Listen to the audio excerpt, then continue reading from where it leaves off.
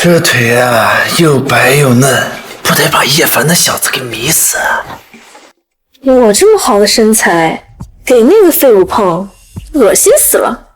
而且还要抹上这种受用的催情药。反正他都要死了，临死之前再给他这么一点甜头。我回来了。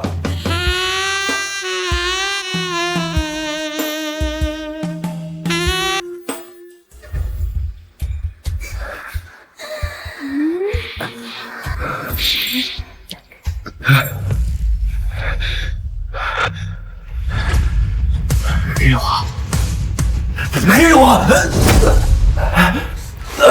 你想要啊，那你就过来呀。只要你能拆得开，那你就过来呀。你对我做什么？我的身体好难受，好疼啊！叶凡，我这顶级的受用催情药效果怎么样啊？你们居然算计我！没了你，我才能嫁给皇上，飞上云端。我想要的，你一个小小的整形医生可给不了。我要让你体验一下活活憋死的滋味。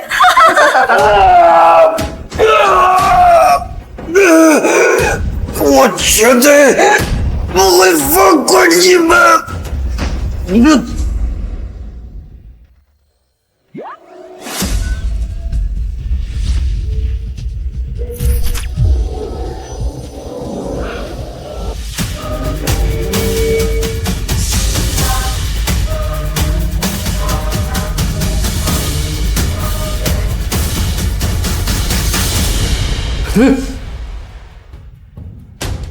这怎么回事？生死，怎么会有两道门？生为诸天世界，死为六道轮回。踏入生门，将进入诸天影视世界，获得新生；踏入死门，进入六道轮回，转世而生。我被陈珊珊、黄思辰害得全身经脉近乎爆裂而死，如此之仇，岂能不报？我选择生门，进入影视世界。尸魔三系唐三藏，识破真身获新生。这是哪个影视世界呀？有请吃让老孙一棒！我去孙悟空！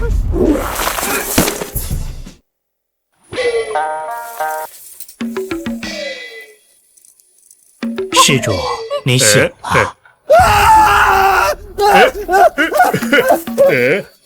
莫怕莫怕，乃是500年前大闹天宫的齐天大圣孙悟空，不是妖怪。先前见你忽然闪出，俺老孙误以为是妖怪，这才出手，你莫怪罪。齐天大圣！我操！难道我来到了西游世界？施主莫怕，贫僧乃是从东土大唐而来，去往西天拜佛求经的和尚。唐皇赐法名三藏。唐僧，那个吃你一口肉就能长生不老的唐僧啊！谣言，谣言！贫僧肉体凡胎，如何可得长生呢？施主且看，这位毛脸雷公嘴的猴子是我的大徒弟孙悟空，这肥头大耳的是我那二徒弟悟能，还有这满脸络腮大胡的是我三徒弟悟净。虽说他们相貌丑陋，但都是良善之辈。敢问施主姓甚名谁，是如何来到此山的？孙悟空、猪八戒、沙和尚，我这是真穿越到西游世界里了。那个，我叫叶凡，是迷了路才误入此山的。啊，原来是叶施主。此山虫兽众多，险峻难行。叶施主不如与我们同行，也好早日出山。西游世界到处都是妖怪，我怎么欣赏？难不成是要帮助唐僧取得真经？哎呦，我只是个普通人啊！大师，这是什么地方啊？此山叫做蛇回兽怕的白虎岭。安老孙刚刚出手快了些，我家南山有一棵桃树，我这就摘些桃子回来给你赔罪啊！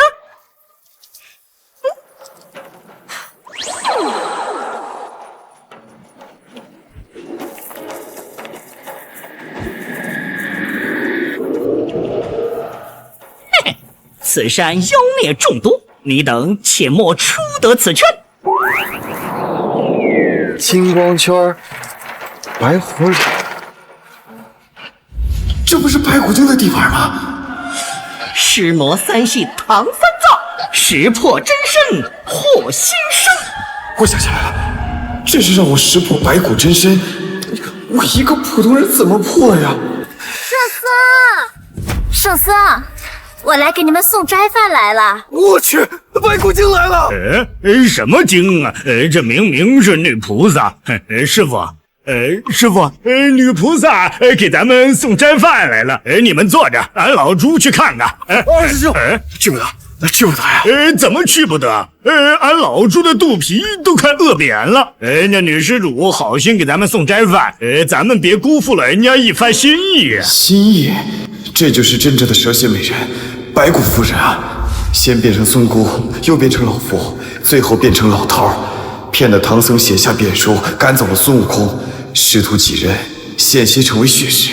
八戒，叶施主说的对啊，定是因为你相貌丑陋，怕吓着人家。悟净，还是你去吧。师傅，我是丑了点儿，不过常言说，粗柳簸箕细柳斗，世人谁嫌男人丑？二师兄，大师兄说过，此地妖气弥漫，若是出了大师兄画的金光圈，恐怕会有大祸呀。师傅，叶施主说的对呀，那我等还是在圈内等等悟空吧。圣僧，我父母都是好善信佛之人，方才耕作，见几位路过此地，才让我送些斋饭过来。几位长老还是趁热吃吧。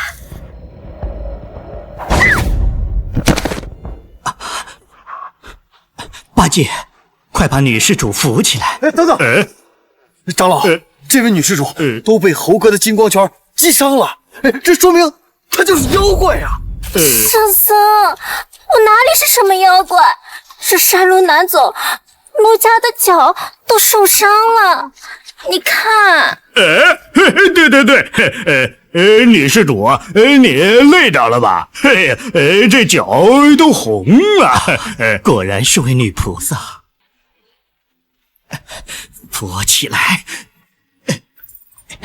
老头驴，不是长老，这金光圈出不得呀，这哪是什么女菩萨呀，这就是以人为血食，要吃你唐僧肉的尸魔白骨精啊！胡说！这女菩萨看上去楚楚可怜，弱不禁风，怎么可能是什么尸魔？放开！法师，我父母就在不远处的耕地，您要是不信，待用完了斋饭，您可以随我去看看。女施主辛苦送来斋饭，贫僧自然会去拜会两位老施主。叶施主，快放开贫僧！我上辈子看电视的时候，我就觉得你脑子有问题，这明明就是个妖怪，你非想赶着去送死啊！这位小哥，我真的不是妖精，我只是来送饭的。您啊，还是先吃点斋饭垫垫肚子吧。你看这馒头，又白又嫩又大，你是真的不想吃吗？又白又嫩，还挺香啊！白骨精，你别骚了你！我早就做到阅片无数，心中无马了。就算我没有火眼金睛，我也知道你不是人。圣僧，好心给你们送斋饭，你们不吃也就算了，怎么还任由手下弟子欺我辱我？难道圣僧也怀疑我是妖精吗？给我放开！你阿弥陀佛，女施主莫急，你怎么会是妖怪呢？叶施主，快向女菩萨道歉。快向女菩萨道歉吧。叶施主，东女，你怎么道歉了？快看你身后的妖怪！吃啊老你这造问的猴子！女施主给咱们送吃的，你不吃就不吃，怎么还打人呢？妹子，你还不让开？这荒山野岭的哪来的女施主啊？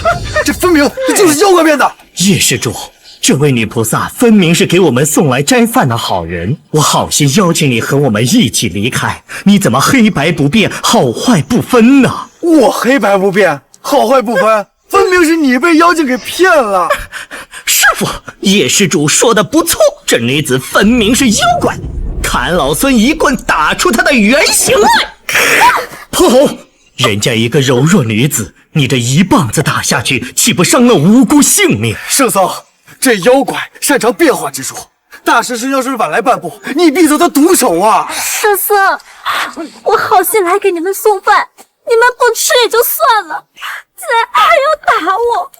要是被我父母知道了，他们乐善好施，潜心拜佛了一辈子，却被出家人给打了，多伤心啊！你这妖怪，快打！泼猴，再敢动这女施主一根汗毛，就给我离开，回你的花果山去！哎呀，这唐僧肉眼凡胎，人妖不辨，不行，我得想个办法帮帮大圣。有了，这白骨精吸血为生，要是闻见血液味道，说不定会克制不住，露出马脚。师傅，这真是妖怪！白骨精，我28年的童子血，看你扛不扛得住！好浓郁，好鲜美的味道，我忍不住了，我忍不住了！师傅小心！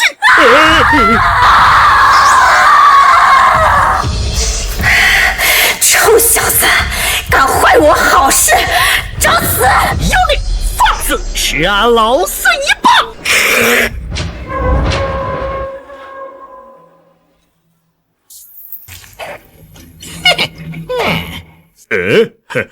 妖怪！师傅，真是妖怪！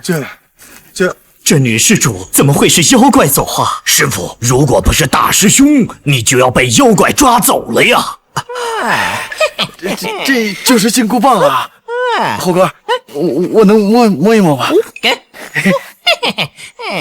哇，不愧是金箍棒啊，还真是又长又粗又硬。这陈珊珊，你可喜欢吗？都怪你这死猴子，让这斋饭变成了石头。八戒，这次多亏了小兄弟，要不然这蛤蟆就被你吃到肚子里了。俺老孙的金箍棒呢？猴哥，您的金箍在这儿了。您这金箍棒，棒就棒在配您的发型，刚刚好。小兄弟，我看你比这个呆子可机灵多了，要不然你就跟着我们去西天取经吧。要不是这小子坏我好事，唐僧已经是我的盘中餐了。这一次，我不仅要吃了唐僧，还要让你成为我的腹中血食。猴哥，这白骨精真的死了吗？小兄弟，你放心，再厉害的妖怪也挡不住俺老孙棒子的厉害呀！女儿，女儿，你在哪儿呢？我的女儿！老婆子，白骨精的第2个化身。我就知道你等错杀了好人，这青蛙、石头一定是你的幻化之术。这下好啊，打伤了人家女儿，人家老内也来了，这可怎么办？师傅，慢点，等等我。没想到这白骨精还敢来。长老，几位长老可曾看见一个送饭的女子呀？白骨精，你别为你变成这个样子，我就认不出来你了。刚才你那女儿被大圣一棒子下去，都打出原形，现在变成白骨了。你们打死了我的女儿！老身我一生吃斋念佛，我女儿居然被几个僧人给打死了，我可怜的女儿啊！罪过，罪过！施主莫急。悟空，师尊，这妖怪擅长变化之术，不能信。对，妖怪竟敢迷惑我师父，吃俺老孙一棒！住手！你这泼猴，方才误伤人命，现在仍不思悔改，再敢造次，休怪为师念那紧箍咒了。师父，默念，默念。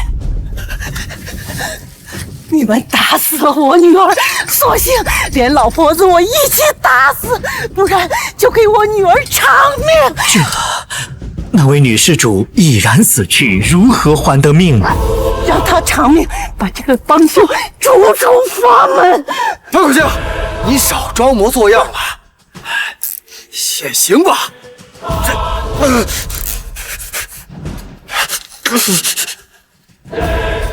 怎么会没反应？你让我有什么反应啊，小郎君？陈珊珊，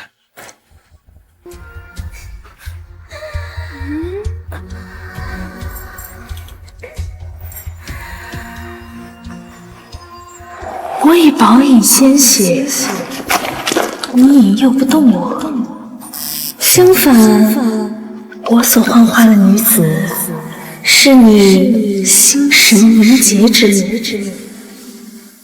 快来，跟我一起体验极乐之道吧！还不快来，来吧，来吧！我要让你体验一下活活憋死的滋味。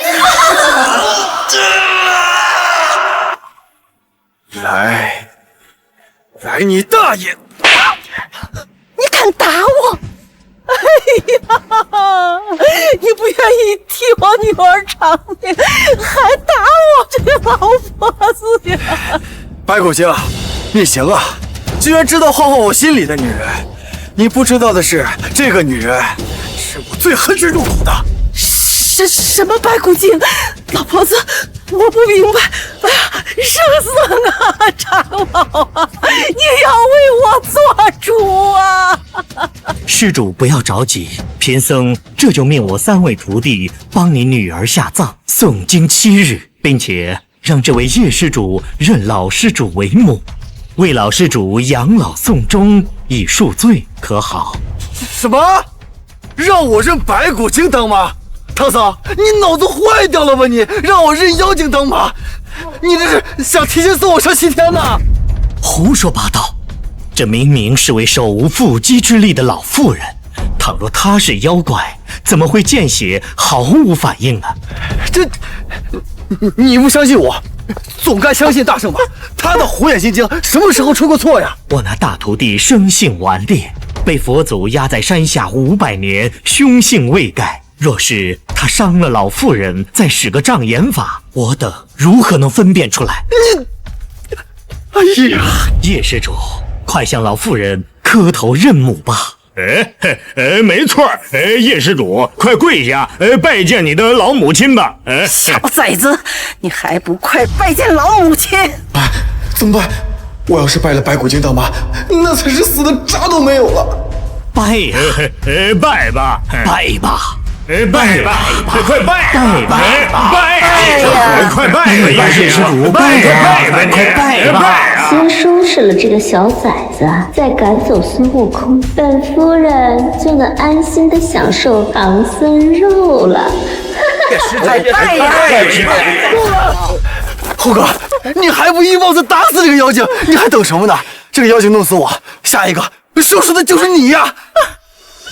你这妖精，你这妖精！猴头，你敢！可怜我女儿被打死，父亲，老婆子我也要被僧人打死了！妖怪，住手！大师兄，不要！你你这泼猴又乱杀人！紧箍咒，唐僧，猴哥的火眼金睛从未出过错，你快看看老太太。罪过，罪过！你们二人打伤了好人，如今还有何话说？这不可能啊！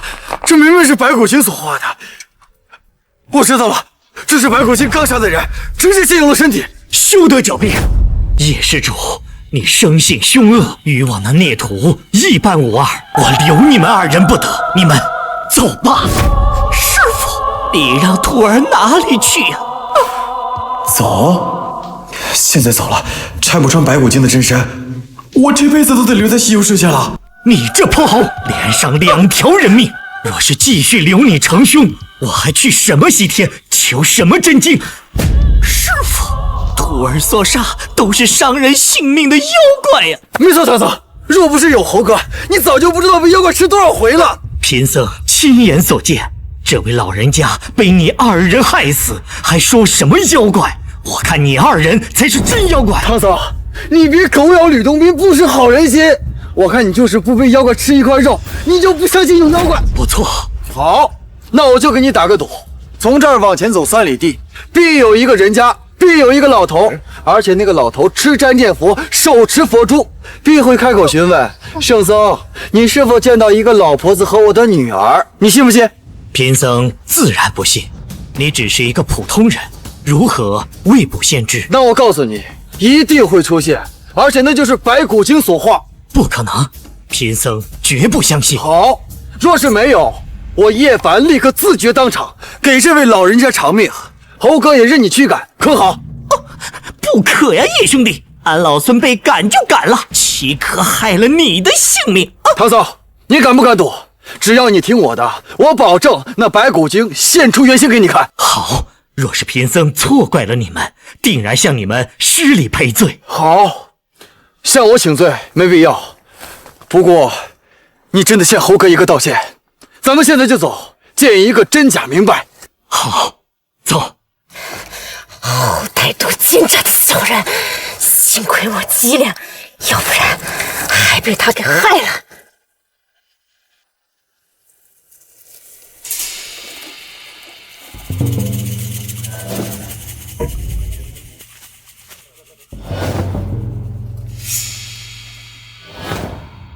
胆敢屡次坏我机缘，看本夫人这次要你的命！师傅，快看呐！真的是不过3里，有一户人家。不可能，这真的不可能。这里不拆穿白骨精的真身，就再无机会了，只能冒险了。猴哥，还请施展一个法术，让我和师傅换一下。好，好，好。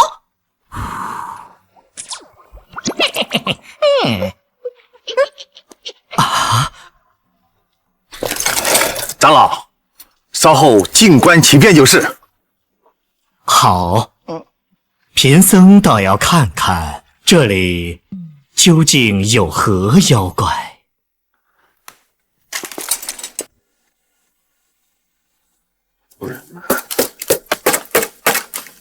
有人吗？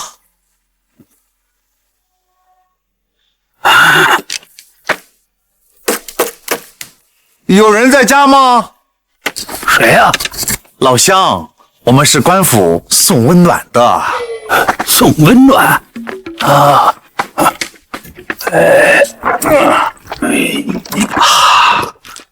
温暖来了！圣僧，你怎么打人呢？这啊！打你！我早就看见这老东西不顺眼了。老夫一生吃斋念佛，供奉佛祖，圣僧怎么就看我不顺眼了呢？对了，你从山下来有没有见到我的老伴和女儿啊？我见到了，怎么样？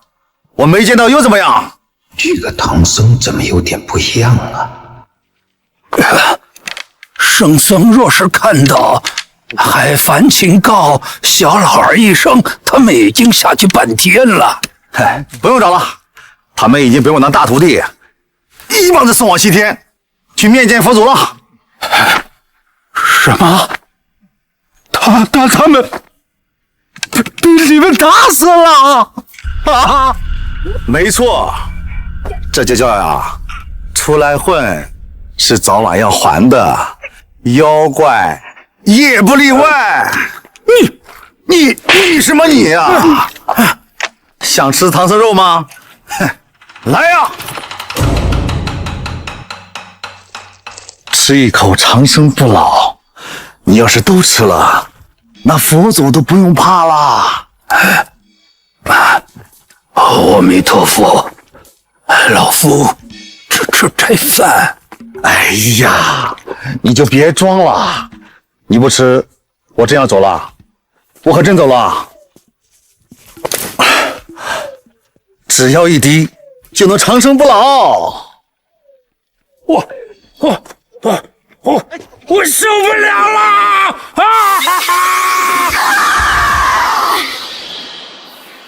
唐僧，你既然自己找死，就别怪本夫人不客气。唐长老，你可看清了这白骨真身？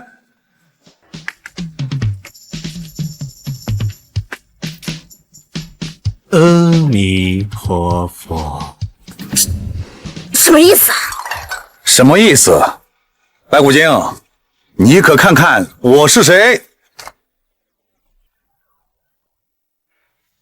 叶凡，是你！你竟然敢戏弄我！死啊！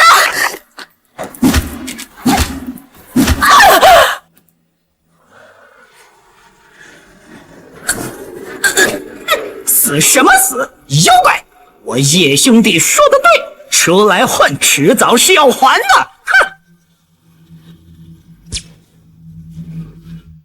哼！阿弥陀佛。竟然真的是妖怪，3番5次的化形骗我们。是贫僧错了，叶施主，悟空，是贫僧错怪了你们。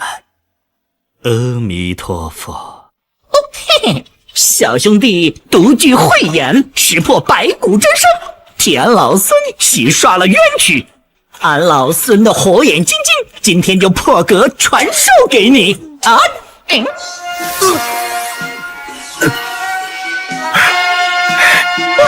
多谢大圣。这是何物？这是诸天万界传送门。猴哥，唐长老，后会有期。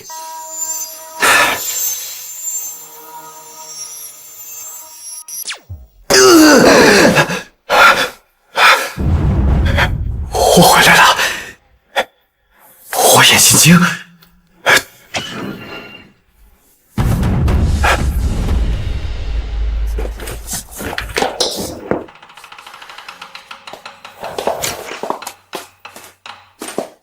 陈珊珊，把我害死，竟然还敢光着身子在屋里大摇大摆！叶凡这个死舔狗，家里居然1分私房钱都没藏，难道说在他身上？光着身子在我屋里跑，陈珊珊，你真当我死了？叶凡，你没死，吃了那么多兽药都没有爆田王。你和黄思辰这对贱人都没死，我怎么会死？这笔账我会慢慢跟你们算。还有，你这具肮脏的身体，我不感兴趣，穿上衣服滚！穿上衣服？叶凡，你有病吧？我这衣服穿的好好的呀。什么？明明没穿啊！我去，看你长得挺白，没想到居然这么黑。你才黑呢！我跟你在一起3年，都没让你看过一眼，还我光着身子。我看你是那兽药劲儿还没过，满脑子都是我的样子吧？穿衣服了。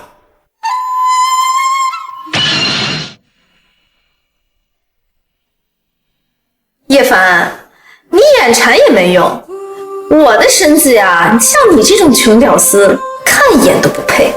陈珊珊，这3年我真是瞎了眼，居然会看上你这种女人。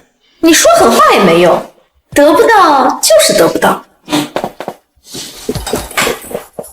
这个呢，是我穿过的衣服，你自己留着慢慢发泄吧。我呢要跟黄少去古玩城玩古董了。古董你知道是什么吗？上层人才能玩的。古董，也不知道火眼金睛能不能起作用，不如去古玩街看一看。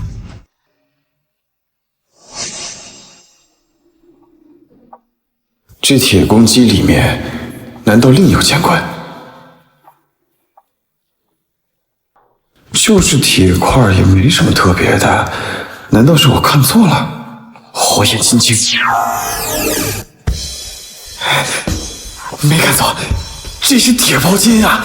没想到还真能被我捡了这个漏。哎，小子，你买不买啊？我看你摸了半天了，不买别摸呀！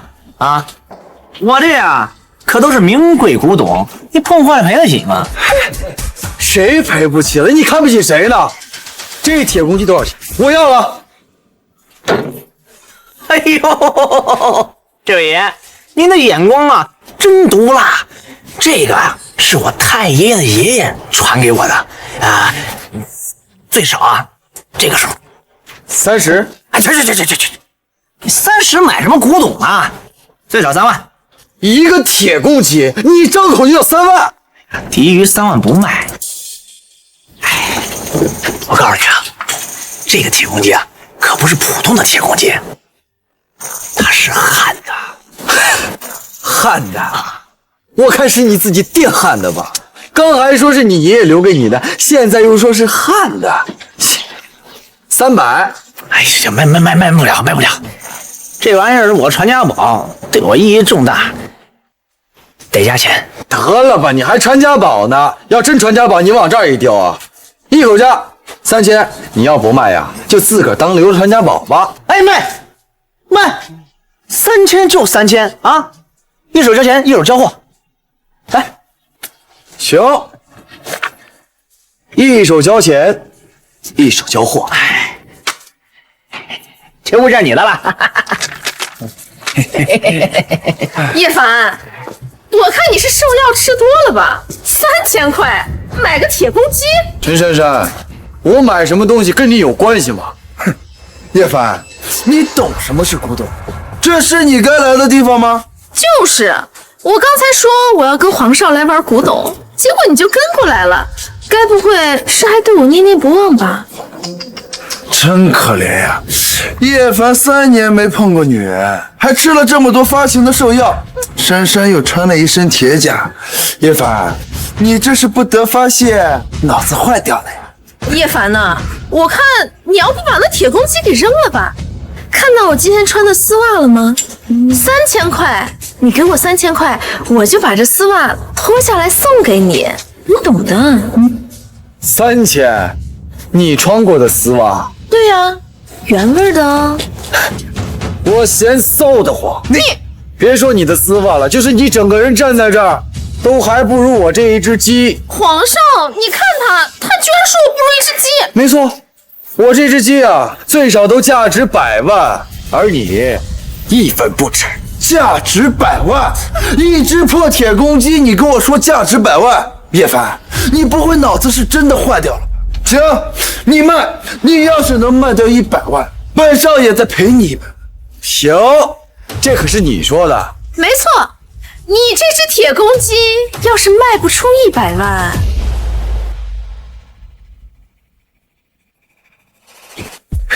叶凡，你就得把这丝袜套在头上，在这条古玩街上转3圈，大喊我叶凡是只铁公鸡，能做到吗？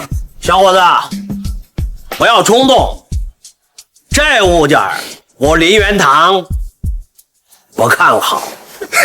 听到了，这位是林元堂博古斋的林老，玩了一辈子古董了，他都说不看好。叶凡，你还敢赌吗？玩了一辈子古董，也不见得不会打眼。这个赌，我还真就打了。叶凡，你可真是嘴硬啊！林老会打眼，哼，难不成鉴定古玩，你比林老还要厉害？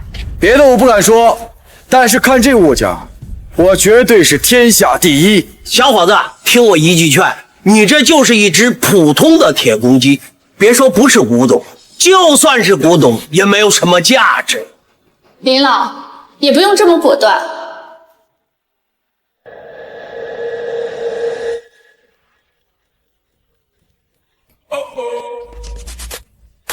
The girl them skill artist. Thunderball, some give it to, some give it to, some give it to our girls. 5 billion and 40 $. Till I got the right tactics to say you are. 我看这位叶先生胸有成竹，不妨就看个结果。你算是个什么东西？这哪有你说话的份儿？住口！这位是顾氏集团顾千寻，顾总。我看你这样子，还真未必有这只铁公鸡之心。好，叶凡，你卖，我倒要看看你怎么把这铁公鸡卖出100万。你要卖不出去，就套着这丝袜丢人现眼去吧。100万，这铁公鸡我顾千寻买了。顾总，你这可是坏了规矩。没错，顾总，这也太生之不了，不合适啊！我顾千寻做事需要你们教吗？叶先生，这铁公鸡100万我收了。谢谢顾总，不过我不卖。我顾千寻做事需要你们教吗？叶先生，这铁公鸡100万我收了。谢谢顾总，不过我不卖。猖狂，猖狂！顾总买你的铁公鸡是照顾你，你居然还拿捏上了。叶凡呢？叶凡，你可真是在找死啊！顾总是在给你机会，可惜你不中用啊。丝袜就在这儿，还不快套上！叶先生，你是觉得这100万少了？不错，这物件我觉得起码值10个100万。1000万？哼，一只破铁公鸡值1000万？叶凡，我看你是疯了吧？利欲熏心，坐地起财。顾总，这种人啊，不值得帮。这就是一只普通的铁公鸡，我以我50年的信誉保证。那林老，您这50年的信誉恐怕就要保不住了。叶先生，你可是真自信啊！那我顾千寻都要看看这铁公鸡是如何价值1000万的。顾总，您不会真的相信这个 loser 真懂古董吧？没错，他就是一个整整3年连主刀都没能混上的一个整形小瘪三儿。他要是懂古董，我就把这只鸡给吃了。你们说完了吗？你什么意思？说完了。让，睁大眼睛看清楚，这只鸡是怎么价值1000万的。啊！你想干什么？干什么？浴火重生，金鸡化凤。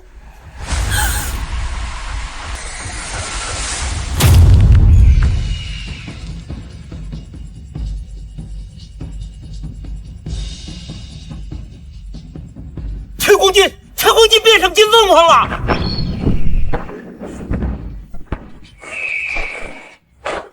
这刚刚明明就是一只铁公鸡，怎么就变成金凤凰了？哎呀，有眼无珠，有眼无珠啊！这不可能！刚刚明明是一只铁公鸡，我们亲眼所见，这怎么砸一下变成金凤凰了？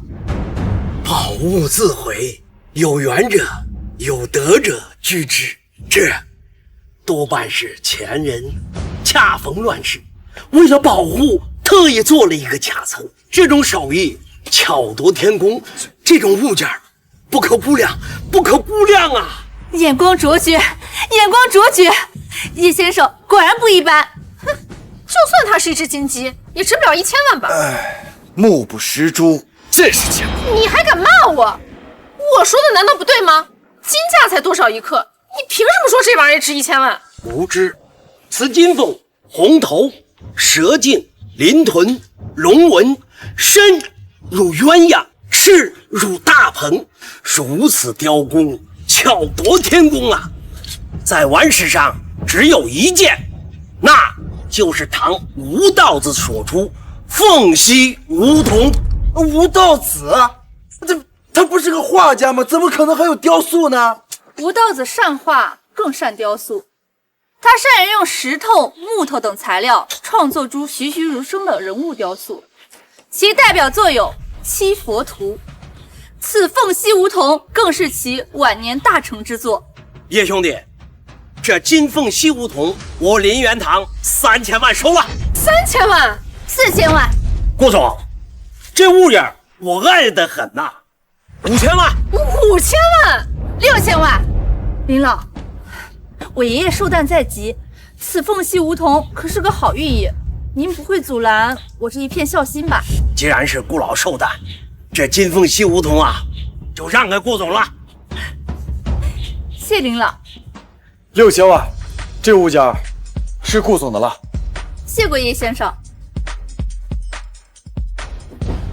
叶先生，这是我顾氏黑金卡，您在任何一家银行都可以直接取走6000万。6000万，很好。叶凡，没想到你还有这种眼力，看来我之前真的是小瞧你了。小瞧？陈珊珊，这几年你有正眼看过我吗？怎么，这位女士不会有眼无珠，连叶先生都看不上吧？就算他有6000万，又能怎么样？没权没势没地位，照样被人看不起。而我日后注定是要飞上枝头，变成金凤凰。飞上枝头的未必是凤凰，也可能是乌鸦。皇上，咱们走。走。这里怎么会有一道门？顾总，咱们改日再见。人呢？人怎么忽然消失了？叶先生果然神仙中人。查，全龙国寻找叶凡，今晚我要他的全部资料送到我面前，立刻去准备云顶别墅一座，现金1亿，宾利1辆。一旦找到叶凡，我要去亲自请他入顾家。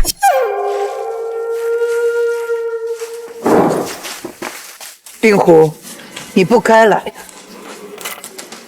可我还是来了。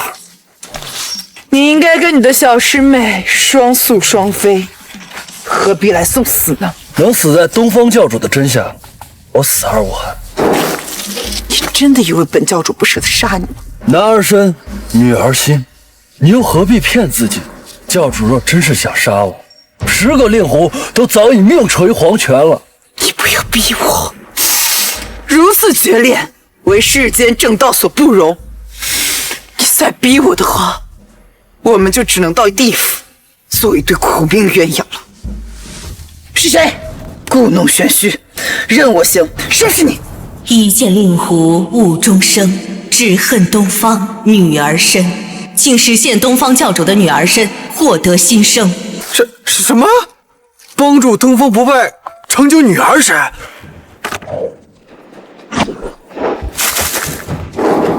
你是何人？胆敢嘲笑本教主？东方不败，教主，不要冲动，不要冲动啊！我就是误入此地，没想打扰二位。你发现了我和冲狼的秘密，本座倒是无妨。你让冲狼日后行走江湖，岂不遭人笑话？如何再行走天下？所以，你还是去死吧！等等，教主，我有办法让你变成真正的女人。笑话！你以为本教主会信吗？我说的都是真的，我真有办法让你变成真正的女人。天地无尽，星辰有光，日出东方唯我不败，天上地下唯我独尊。皇帝有的，本教主一样不缺。你一个连内功都没有的普通人，还妄想帮本教主的忙？教主可曾听闻，文道有先后，术业有专攻。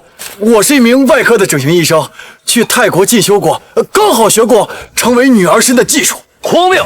阴阳之道乃是先天而生，岂是后天可改？这个阴阳根本的确无法更改，但是却有乾坤颠倒之术，只是无法诞下子嗣，你们能接受吗？你说什么？你真有乾坤颠倒之术？不错，此术颇为逆天，逆改阴阳，对我意识有损。施展之后，与寻常女子无异，阴阳交合，诸公之理皆可行之。只是此术逆天而行，不得子嗣延续。不可能，这世间怎会有如此奇术？你分明是在戏耍我们！我没有戏弄你，令狐少侠，你们二位的感情那可是惊天动地，可歌可泣。我是真的想帮你。这天下没有人能帮我们达成所愿。若再拿此事戏耍我们，我必要你的命！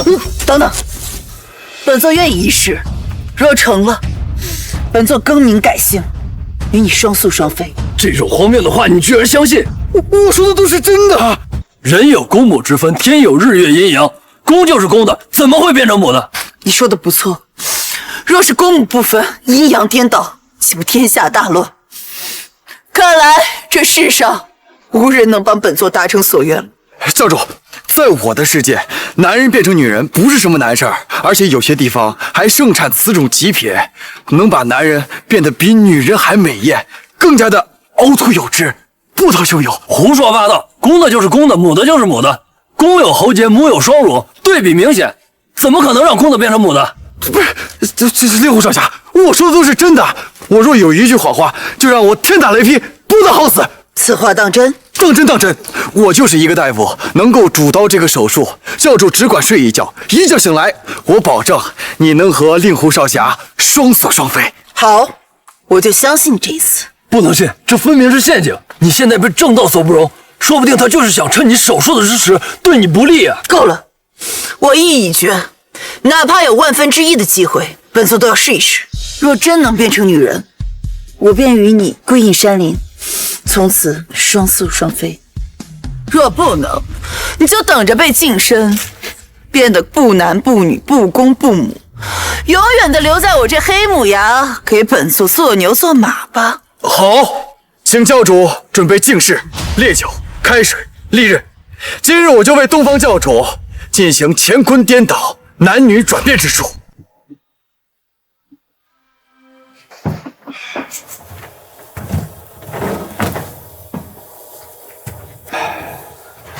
我去，这是人间尤物啊！怪不得，这谁顶得住啊？先生，请施术吧。教主，可能会有些疼，忍着点儿。若能达成所愿，这点疼痛算什么？教主，把裙子撩上去吧，我要动手了。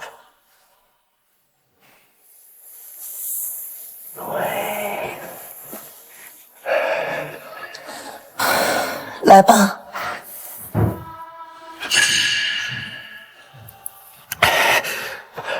教主，可曾真的下定决心？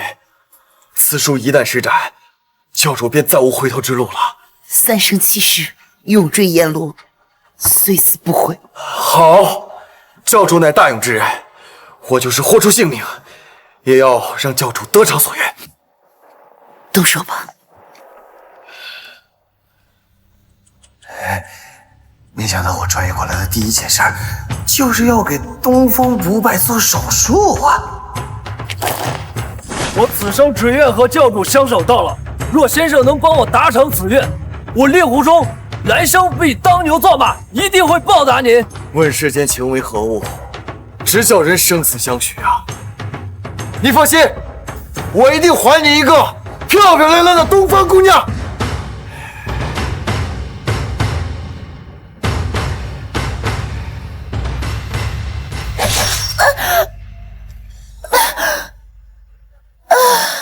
东方，哎，教主，不能让令狐闯进来，否则在男女转换之术，前功尽弃啊！闯狼，你别进来，我没事。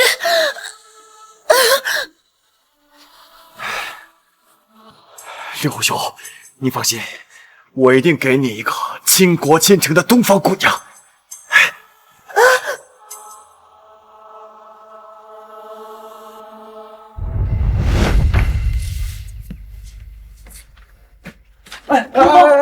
哎，令狐兄，你现在还不能进去。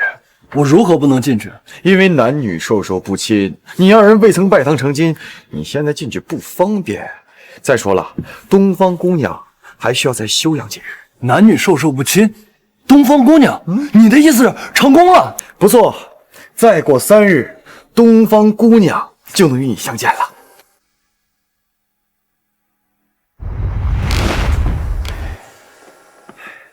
天下风云出我辈，一入江湖岁月催。黄图霸业谈笑中，不胜人间一场醉。你，我去，这也太好看了吧！冲浪，我美吗？你真的变成了女人？岂止是女人啊，简直是倾国倾城，人间绝色呀！你真的变成了女人？岂止是女人啊，简直是倾国倾城，人间绝色呀！怎么，我不像吗？不，像，倾国倾城，倾国倾城呀！北方有佳人，绝世而独立，一顾倾人城，再顾倾人国。宁不知倾城与倾国，佳人再难得。令狐兄，佳人在此，可要好好珍惜啊！叶兄弟，大恩大德，我与东方何以为报啊？叶先生，此乃玄铁令，请先生执掌我日月神教，成为我神教教主。不，我连武功都不会，怎么当教主啊？武功简单，我的葵花真气已入天人化生之境，可助先生打通经脉，大小周天，进入先天之境。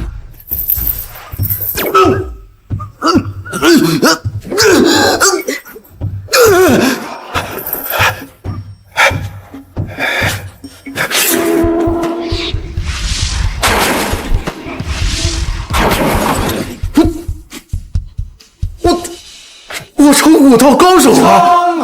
叶先生已有我7成功力，已经乃时间决定，可愿执掌日月神教？东方姑娘，我非此世界之人，恐怕离开的时间就快到了，实在是无能为力啊！叶先生如此大恩，岂可不报？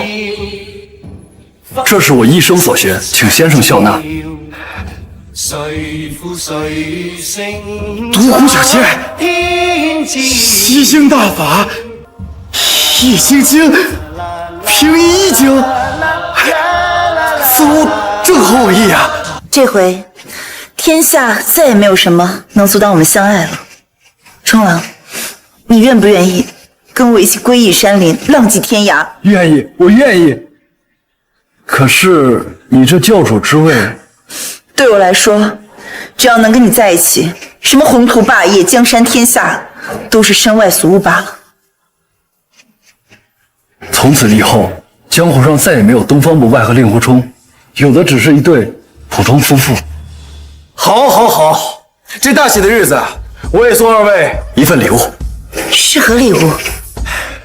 在下听闻二位生平，略有所感，特写一曲谱，赠与二位琴箫合奏一曲，《笑傲江湖》。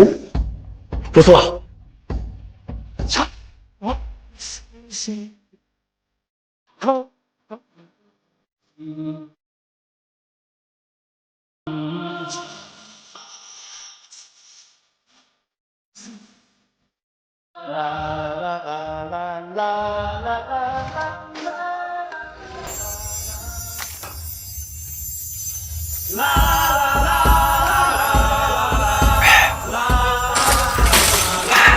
两位，江湖再见。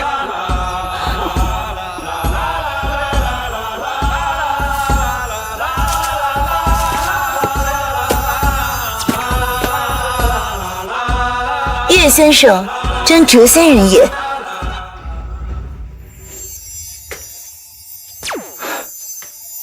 我这是又回来了。喂。叶凡，今天我过寿，皇上帮我邀请了江城名流，你可要给我机灵着，不准来陈家，免得丢了我陈家的脸。我丈母娘过大寿，我怎么能不去呢？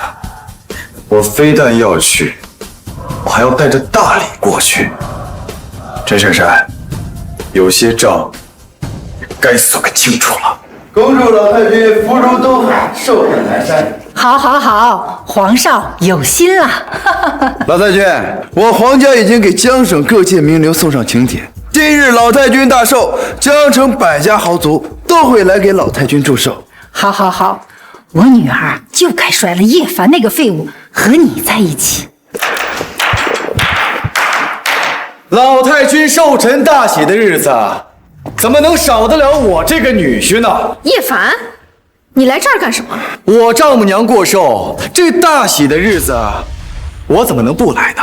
叶凡，不是已经命令过你了，今日不能出场。江城豪族都要给我来祝寿，你来是想让我丢人吗？我来，当然是想为老太君好好庆祝一番。你来了又能怎么样？我也不怕告诉你，我呢已经跟皇少在一起了，你阻止不了。今天趁着寿诞，干脆就将这废物逐出陈家，双喜临门，我陈家是该好好庆贺一番了。小子，签了离婚协议，滚蛋！各位，急什么呀？想赶我走，也得看看我送的礼吧。我叶凡今日要休妻。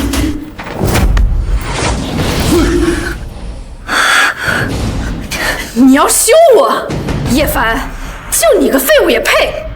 今日可是老太君的寿宴，你搞这么一出，是想害我在江省的百族面前丢脸吗？这就嫌丢脸了。待会儿江城百族到了，我还要在宴会上说说，你陈珊珊婚内出轨黄思辰，并且联合这个奸夫，企图谋害自己的丈夫，这算不算更丢脸呢？叶凡，你不知道感恩就算了，还敢在老太君的寿宴上闹事儿！你差点害死我，还要我感恩？你一个窝囊废！我能容忍你在陈家3年，对你怎么不算是有恩？我跟你结婚整整3年，你拖累了我陈家3年，而我跟了皇上3个月，皇少就已经帮我们陈家晋升为江城的豪族新贵了。当初我买车买房，连打3份工给你赚钱的时候，你怎么不嫌我是个拖累啊？今时不同往日，我陈家跟皇室联手，迟早有一天会成为江城的一流豪门。陈家已经有了这种实力，不再需要你这种无能的男人。江城故事送云顶别墅1栋，现金3亿，宾利限量款1辆。不愧是皇少啊！一开口就连江城百族第一的故事，竟然也会给老身来祝寿啊！那是当然。这怎么可能？我的名帖都没送到顾家就被拒收了，顾家怎么可能会来？看到了吧，这就是我们陈家的实力，就连江城的第一豪族都要来给老太君贺寿赠礼。叶凡，你别以为你卖古董赚了点钱就可以让我对你刮目相看了。如今的你根本就不配待在我陈家。不错，一条丧家犬而已，还在这狗叫什么？赶紧滚蛋！把出轨、变心说的这么理直气壮，你们俩还真是绝配呀！叶凡，我给过你3年的时间，可你呢，依旧是一事无成。而皇少短短3个月就带领我们陈家飞上云端，你一个废物，现在根本就不配站在我身边。这么简单的道理，你难道还不明白吗？陈珊珊，时至今日，我才看清楚你的真面目。你现在看清我的真面目也不晚呀。我陈珊珊本来就要成为9天的凤，不需要你来拖累我。哎，小子，这身为垃圾呢，就要认清楚自己的身份。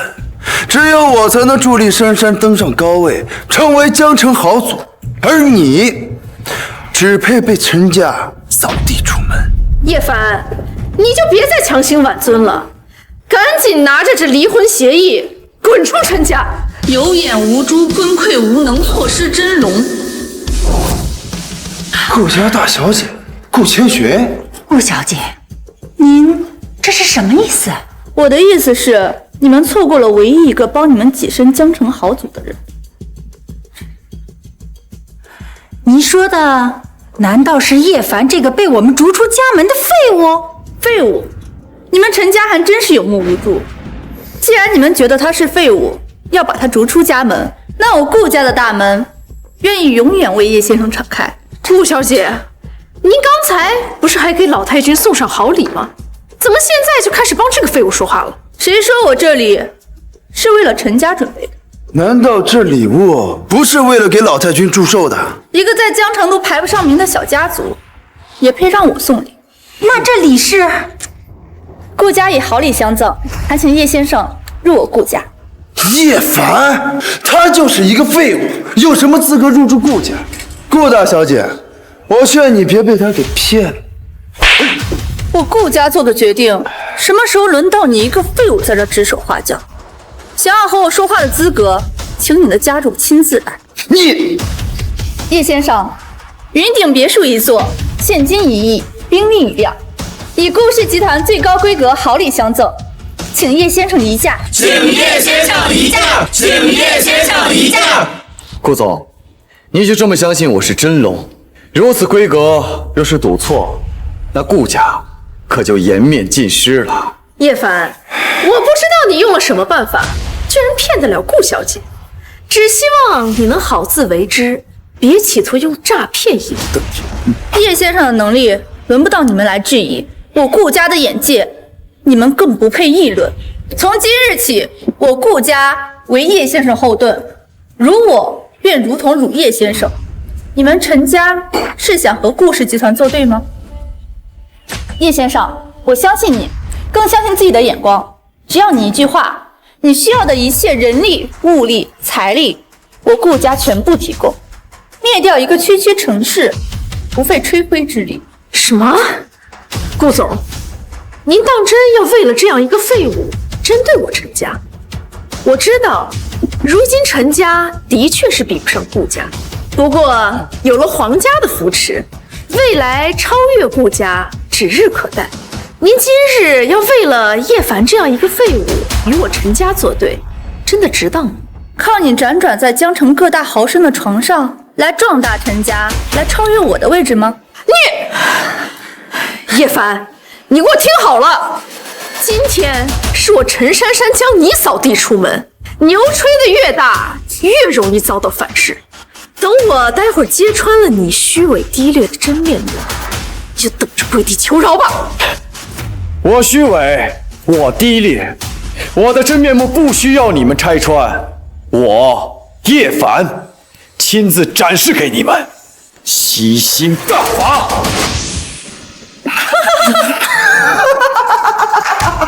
吸星大法！你真是笑死我了，叶凡，这是现代，你以为拍武侠片呢？不过这小魔术玩的不错啊。叶凡呢？叶凡，刚才我还有些怕你，以为你真的有什么了不得的地方，现在看来呀，你是脑子坏了吧？还吸星大法，你还真当自己是武林高手啊？老身我活了半辈子，从来没见过什么吸星大法。当年不残，敢说什么吸星大法？来，你吸我呀！你吸死我呀！没错，电视上都演了，吸星大法可以吸食人的元气和精气。来，吸我，吸死我！叶先生，你谪仙般的手段在此人间施展，是否有所不妥？无妨，他们想看，就给他们看个明白。吸！怎么可能？老太君！我感觉我的气血被他吸走了，越来越虚弱了。假的，老太君，假的！皇上，快来帮忙呀！我来了！叶凡，你在搞什么鬼把戏？你以为这样我们就会怕你吗？来人，再来2个一起拉，我看他怎么吸得动。不自量力，吸你们10年寿命元气，以示惩罚。呸！吸我们的元气，你也试试。吸星大法，3元归。我的身体，我的元气，血，不要再吸了，我错了，叶凡，我错了。现在知错晚了，本尊言出法随，必须尔等10年寿数元气。来！不要了，我错了，饶了我吧！叶凡，我知道错了，从今以后你就是我亲爹，我再也不敢跟你作对了。你就饶了我们吧，饶了我们吧！这就是我的真面目，你们见到了，如何？我错了，我再也不敢了。你就是人间谪仙。我们错了，我们知道错了，求仙人饶命，仙人饶命！叶先生果然是谪仙降世，神仙手段。起来，看看自己吧，希望你们还能补得回来。补？老太君，你的脸上怎么突然这么多的褶子，像是老了7、8岁啊！啊，珊珊，你的脸上怎么也是皱纹呢？啊，好像老了7、8岁啊！我呢？皇上，你都有白头发了。这次算是给你们的惩罚，下次再敢犯到我的手里，削你们20年阳寿！不敢了，我们不敢了，再也不敢了。千寻恳请仙圣救我爷爷。你快起来，你爷爷怎么了？叶先生，我爷爷身患重病，我费尽心思请了各大神医出山，皆束手无策。他们说爷爷已经流尽灯枯，只怕是时日不多了。我拿到的那些医术和武功秘籍，刚好能派上用场。顾千寻人不错，看在今天帮我的份上，得想办法救他爷爷一命。千寻，油尽灯枯，先生，你能逆天地造化，夺取人寿命元气，自然也能为人续命。恳请先生救我爷爷，顾家愿意付出一切代价。这是我刚才吸收他们的10年寿命元气，若是把这些寿命元气散入到你爷爷体内，也未尝不可。只是，恳请先生救我爷爷，千寻愿意付出一切代价。如若先生不嫌弃，千寻蒲柳之姿，愿侍奉先生床前。顾总，严重了，我先随你去看看顾老吧。谢先生。顾总。这顾总不好了，顾磊甚至调动了顾家所有安保力量，现在带着一队雇佣兵围住了顾家，意图夺权，征服顾氏集团。什么？先生，顾家情况有变，请随我先回顾家。走。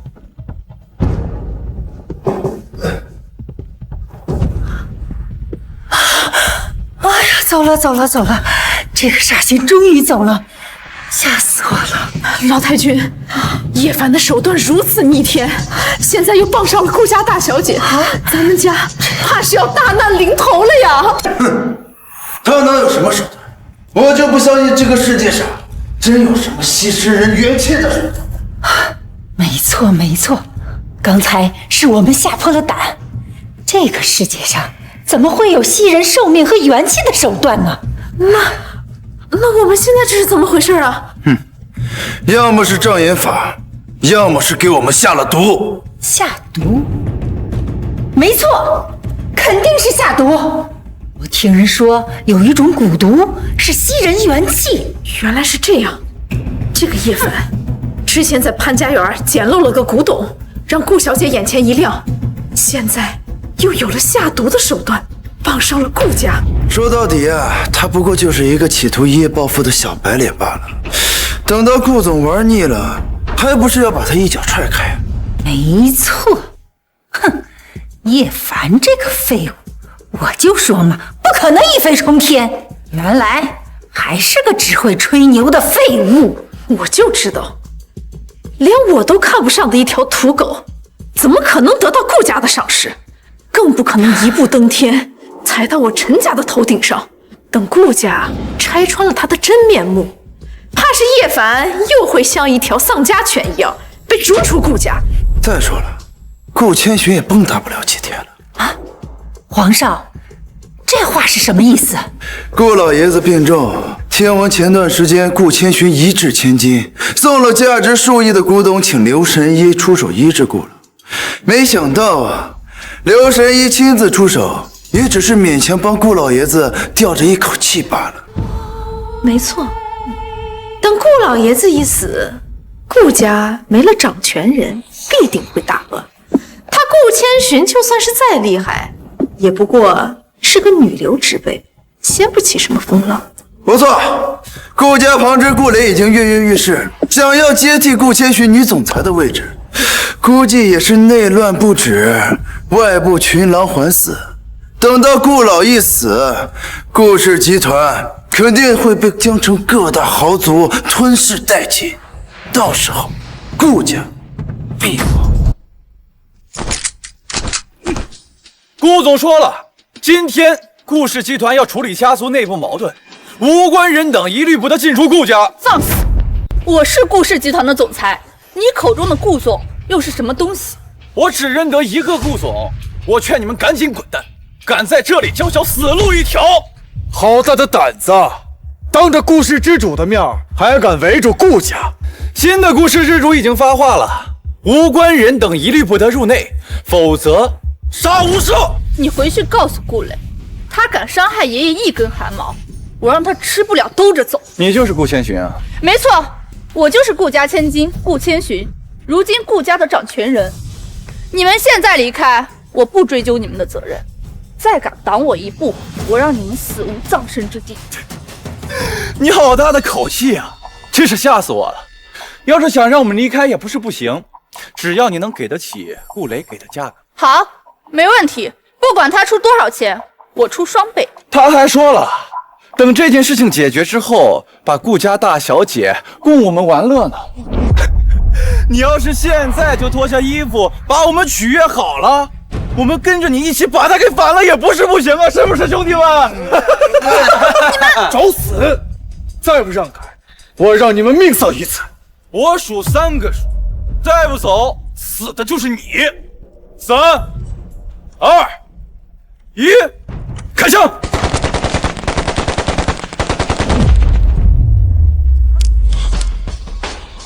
这怎么可能？我不会是在做梦吧？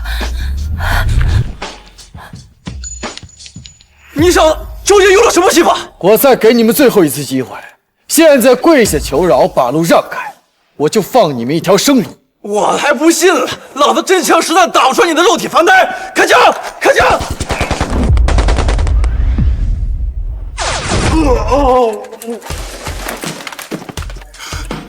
快我！快我！想跑来不及了，吸星大法！不是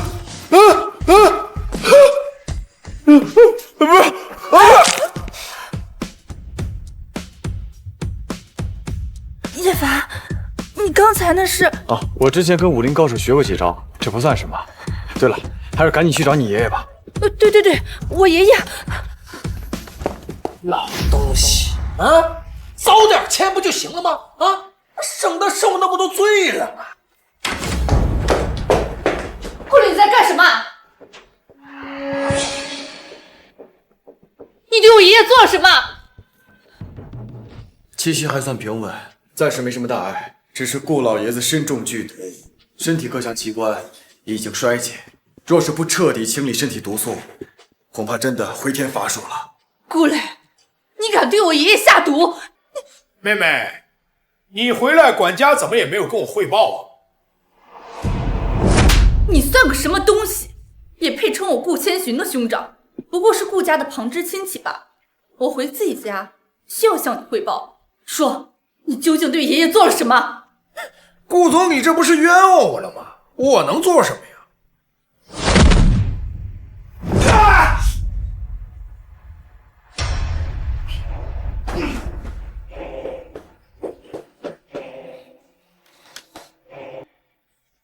遗嘱，顾磊，爷爷还没死呢，你就逼迫爷爷立遗嘱，想要霸占顾氏的财产，你还是不是人？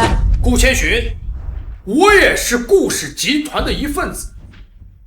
爷爷马上就要归天了，我这不是怕他离开以后，咱们顾氏群龙无首，顾氏集团逐渐落寞。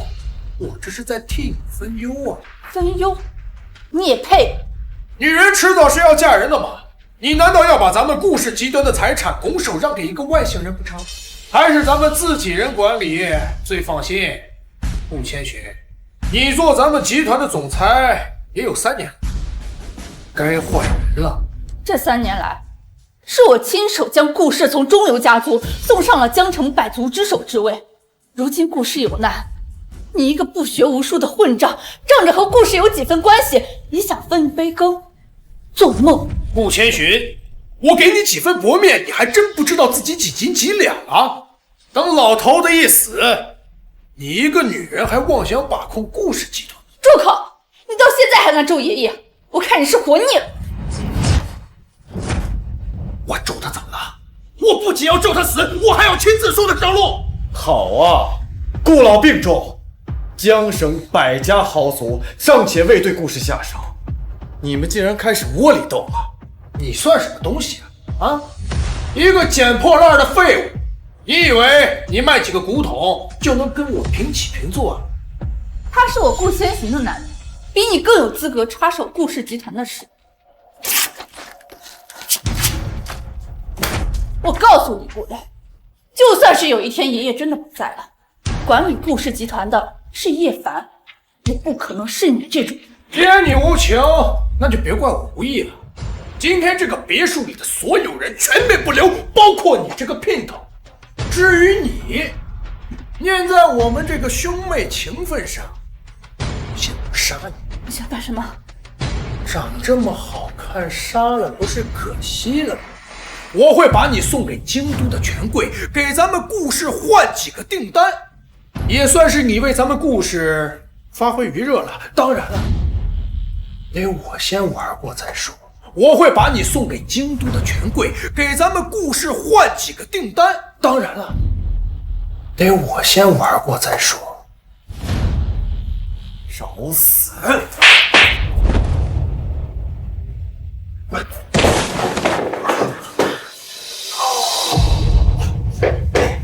你敢打我！你敢打我！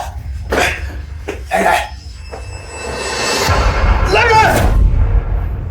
别叫了，你是叫别墅外那几个草包吧？你什么意思啊？来之前，我已经将别墅里所有的垃圾都清了。这不可能！不可能！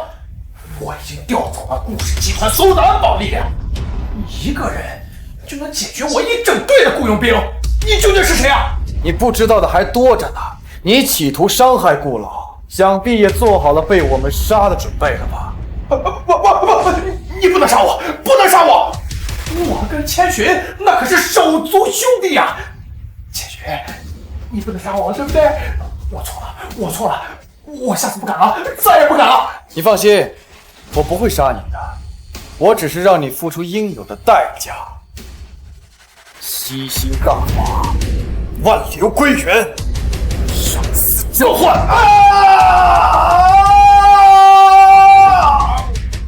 吸星大法，万流归元，生死交换！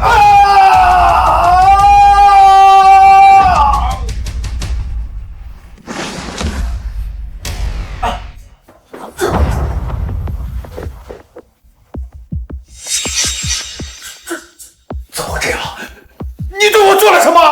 吸星大法，夺人元气，果然如此。企图下毒谋害顾老，我只能把他体内的毒素和身体亏空转移到你身上，这就叫以牙还牙，以眼还眼。我错了，我真的错了，我不敢了。好，妹妹，你快给他说说，让他把我变回去吧！啊！既然敢打顾家的主意，就要付出代价。趁我还没有后悔之前，赶紧滚，否则杀无赦。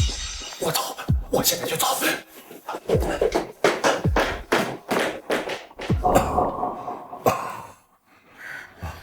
我这是怎么了？爷爷，你醒了，你感觉怎么样？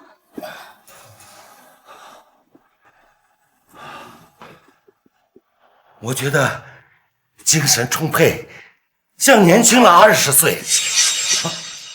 我是不是回光返照了？顾老，您放心，我将您体内的毒素传到了顾磊身上，并且改善了您的体质。您只需要慢慢的调理一下，就能彻底恢复了。你是？爷爷，他是叶凡，是他救了你。我这个病，连国医圣手都无药可救。小伙子，你竟然有如此能力？爷爷，还不止呢。之前叶凡帮我找到了价值过亿的古董，请了刘神医出山，这次更是救了顾家，免遭贼人暗算。叶先生，这真是仙人手段呐！爷爷，你慢点。仙人在上，老夫顾中堂拜见仙人。顾老，您太客气了，我只是恰巧知道一些旁门手段，帮上了顾家而已。叶先生太过谦虚了。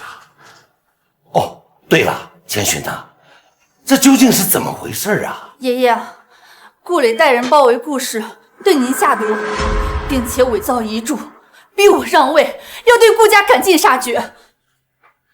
是叶凡救了你，帮你解了毒，并且赶走了顾磊。我们顾家怎么会养了这么一个吃里扒外的畜生啊！爷爷，你先别着急。顾老，您放心，有我在一日，就绝对不会让这种人威胁到顾家。我这个孙女啊，还是心太软了，除恶务尽，否则将会给我顾家留下隐患呐。小伙子，老夫我年龄大了，早就该退位了。可惜啊，我孙女千寻，她太年轻了，论手腕，论心机，都不是那几个老狐狸的对手啊！我顾家就是缺一个有雷霆手段的男人，来帮助管理顾氏集团。顾老，您的意思是，我的孙女儿虽不敢说是倾国倾城，但是在江城，那也是数一数二的美人呐。我愿意将整个顾氏作为陪嫁。叶先生，愿不愿意娶啊？我当然，还得问问千寻的意思。爷爷，你怎么这么轻易就把我给嫁出去了？叶先生能力不俗，他定能带我们顾家步入巅峰的。你若是嫁给他，是你的福气呀，孩子。难道你还不愿意嫁吗？婚姻大事，全凭爷爷做主。好，好，好啊！叶凡呐，从今天开始，你就是我顾家的掌门人了。千寻呐，你立刻传令下去，3日后，我顾家新主上任，我要广邀江城豪门前来观礼。顾老还需要好好休息，过不了几天就能恢复如初了。好，那我就先回去了。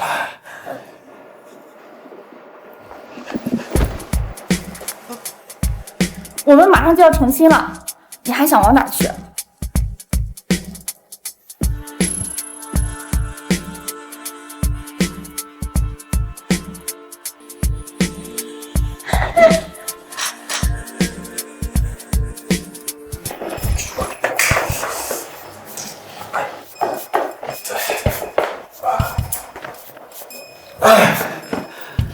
要不是有东方不败的奇珍过来，我还真顶不住啊！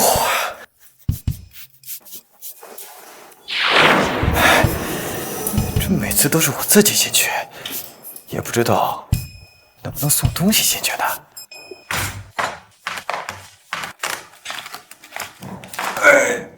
哎呀！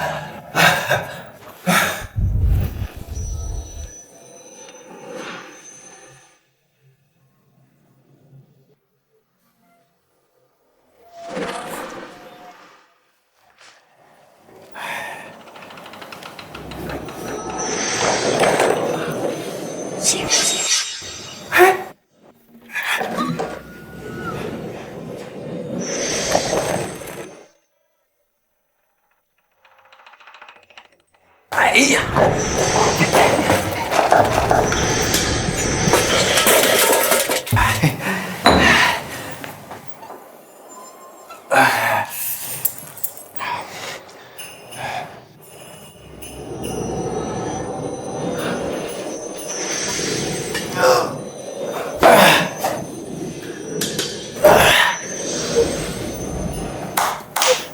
我去，这传送门牛啊！兰若寺内草木深，倩女幽魂情意真，请拯救聂小倩。这里就是兰若寺。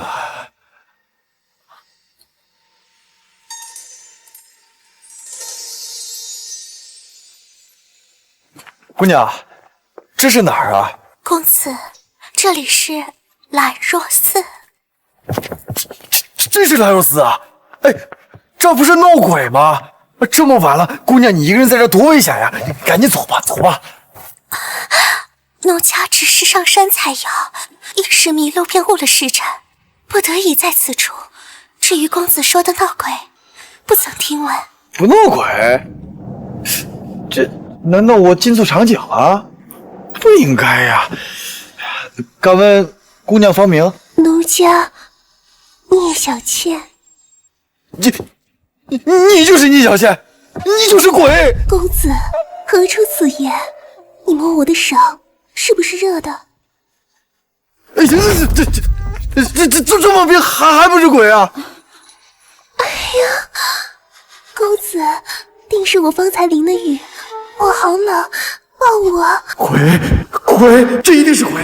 只要我露出破绽，动了歪心思，舒瑶姥姥就会出来弄死我。哎，不行，姑娘，这男女授受不亲，我不是那样随便的人，我随便起来不是人。哎，冷啊，那你就多穿点来。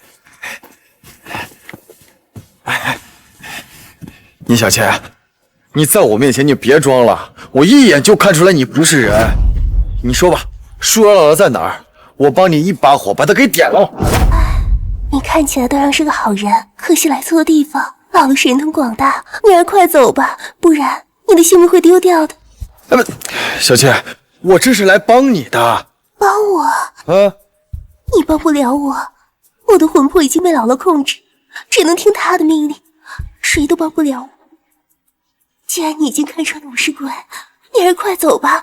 这兰若寺根本不是温柔乡，而是你们这些书生的埋骨地。聂小倩，还不赶紧把血石给老王我送来，只想魂飞魄散了。这个不男不女、不阴不阳的货，就是舒瑶姥姥，对不对？公子，你快走！再不走，要是姥姥到了，一定会成为姥姥的腹中血石。我不走，不把你拯救了，我这辈子都得在这鬼怪世界。既然你想死，那你就在这等死吧。哎呀，怎么就走了呢？我想要拯救聂小倩，必须找到燕赤霞，也不知道燕赤霞到了没有。哎呦，这位兄台，你一个人在这儿干什么呀？看你这打扮，你不会就是宁采臣吧？你认识我？你也是进京赶考的书生吗？对了，刚好啊，这兰若寺啊，听说可以免费歇脚。这荒山野岭的也没个人，要不然咱俩住一起吧，刚好也能有个伴儿。这聂小倩暂时救不了了，还是先送宁采臣离开这儿吧。哎呀，我劝你啊，晚上还是别在这儿住了。你别看这白天人少，到了晚上可热闹了。热闹？这里十分冷清啊，山里豺狼虎豹太多。这里啊，不仅有片瓦，还能遮风挡雨呢。白天我也能在这儿读书啊。你要是不想住的话，我自己一个人住吧。我说的热闹，是指这里有鬼。鬼？我劝你还是听他的吧，这里不是普通人能待的地方，除非你们要成为兰若寺第300个鬼魂。燕赤霞啊，你听说过我的名字？听说过。燕赤霞本来是朝廷的神捕，后来验证了朝堂乌烟瘴气的争斗，所以踏入江湖修习剑术，以斩妖除魔为己任。虚名而已。朝堂之上乌烟瘴气，这山野之间又何尝不是妖魔鬼怪，磨牙饮血，杀人如麻，除之不尽，哭之奈何？妖魔鬼怪，子不语怪力乱神，哪有什么妖魔鬼怪？借宿就说借宿，不让我住这儿，还恐吓于我。我不是来借宿的，我是除妖的。这兰若市里已经死了300多人，我劝你还是赶快走吧，免得一觉醒来被吸成一副枯骨了。我刚才可是亲眼所见，这寺庙里呀有一个女鬼。宁兄，你还是换个地方睡觉吧。换什么？这大胡子都不怕，我还能怕什么？不做亏事，不怕鬼敲门。就算真的有鬼，我和他无冤无仇的，他怎么会伤害我？哎，宁兄，这山前有路你不走，地狱无门你自来投。不行，跟着宁采臣混，必死无疑。我得想办法把燕赤霞拉上车。有了，对酒当歌，人生几何？譬如朝露，去日苦多。美酒在此，燕大侠何不出来饮个痛快？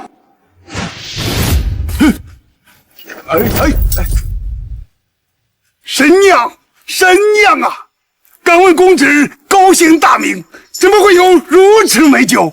在下名为叶凡，这美酒啊，名为毛子，在我们那个世界亦是不可多得的珍品。燕大侠，请品尝。毛子，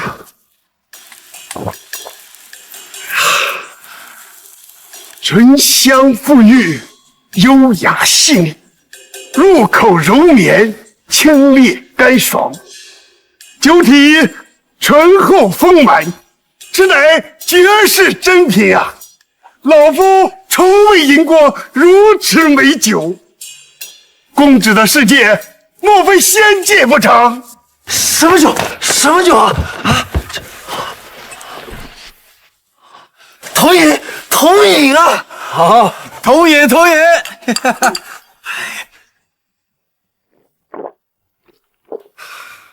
叶公子是来何故啊？我听说此地有一个树妖姥姥，能驱使无数鬼族，杀人无数。我欲除之。小兄弟，这事儿包在我身上。喝完这顿酒，我就替你砍了这树妖。燕大侠好险！来，干杯！哈哈哈！砍死树妖，我就能离开这个世界了。千寻还在床上等着我呢。来，继续喝！继续喝！干杯！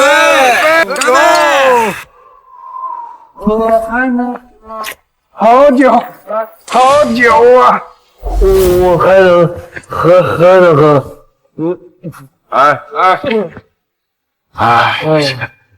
两个都喝多了，看来只能明天再除掉树妖了。公子，你怎么还未离开？姥姥要来了！什么？树妖姥姥要来了？不可能吧！你快走吧，姥姥知道有个书生来了，特意派我前来。你快去找一个大胡子道士，只有他能保住你的性命。你说晚了，你说那个大胡子都已经喝吐了，你看。酒。糟了，大胡子道士喝多了，你们恐怕休得其上。你快走，我拖住姥姥。我走了，你和他们两个怎么办啊？他们只能成为姥姥的血食。我没事，姥姥还不会杀我。姥姥还要叫我许配给天山老妖。小倩，干得好！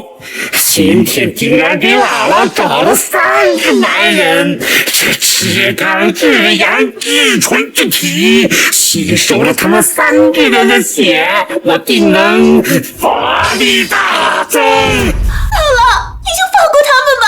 我养了你这么久，你倒是学会了这么种往外拐了。今天我不仅要吸收了他们3人的血气，还要让你灰飞烟灭。看我真身一到，就是你们的死期。叶公子，你快走，再不走就来不及了。我不走，我的任务就是拯救你，一个树妖而已。只要叫醒大胡子，就能转危为安了。叶大侠，叶大侠，哎，醒醒，醒醒啊！任神侠，醒醒，醒醒啊！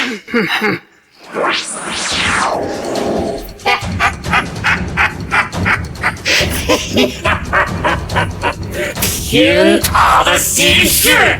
你们竟然把燕赤霞给醉倒了！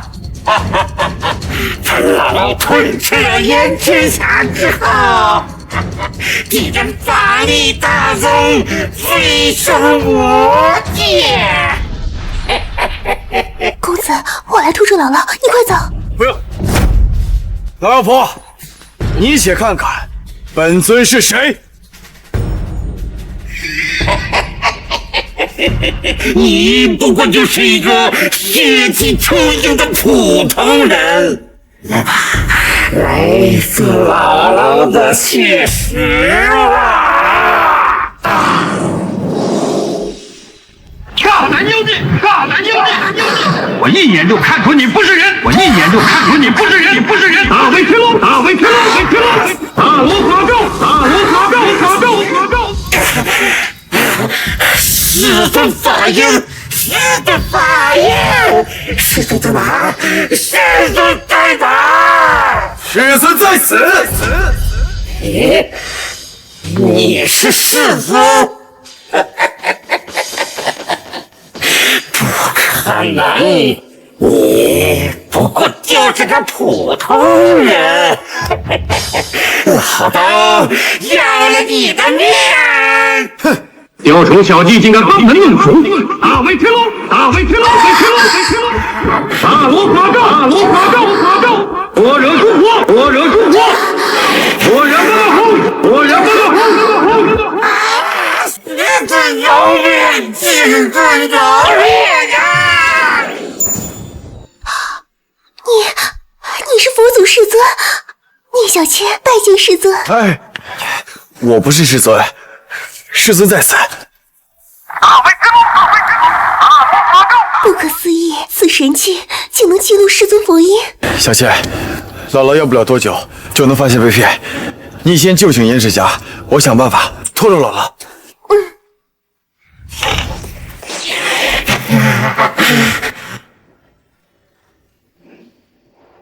不对呀，如果真的有如此的神力，为什么不直接出来？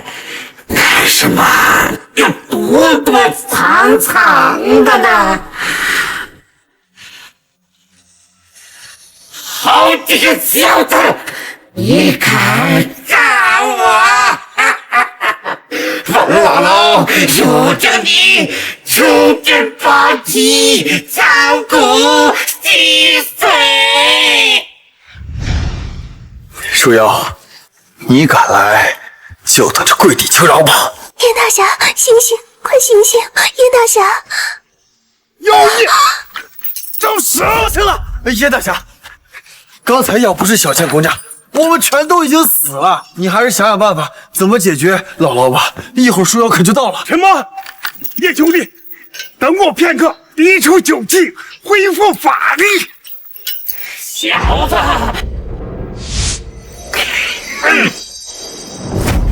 小子，你敢炸我！我彻底将你抽筋扒皮，敲骨击碎！老妖，你敢进来，贫道必定斩你！燕赤霞，一场大醉，你法力已经散尽，你这次就一起死吧！这下可怎么办？你们彻底激怒了姥姥，不杀了你们，她也不会罢休的。我出去拖住他，你们从后门离开，我就不相信我多年的法力还处理不掉一个树妖。不用，妖孽，我念你修行不易，刚才放你一马，没想到你不知珍惜，还敢找上门来。区区一个凡人，一个口出狂言。刚才你骗了我，这次老罗要把你祭出人间。有眼无珠，本座已正道仙境，气势内敛，岂是你一个妖怪能看穿的？既然你不识好歹，那我便让你看看本座的手段。你且看那儿，我倒要看看你还能耍出什么把戏。南无阿弥陀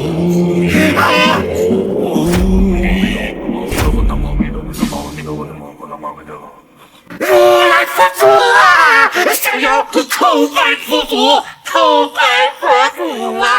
佛祖恕罪，恕罪，想要投胎，再也不敢杀人了。佛祖恕罪啊，恕罪啊，佛祖！叶之侠，快点恢复法力，要不了1时半刻，老妖就会发现破绽。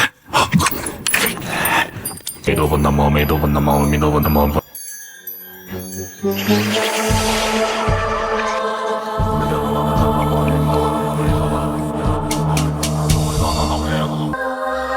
啊！发下投影，原来是个空壳。小子，你激怒老郎了！激怒？世尊在此，你往前一步试试，看看本尊能不能把你打成飞灰。叶小天，叶小天，给我滚出来！把这几个人给我处死！姥姥，你就别再残害他人了，现在悔改，说不定还能留下一命。你是什么？我看你是翅膀硬了，他公开的背叛姥姥。我这就毁了你的尸骨。你就等着灰飞烟灭吧！姥姥不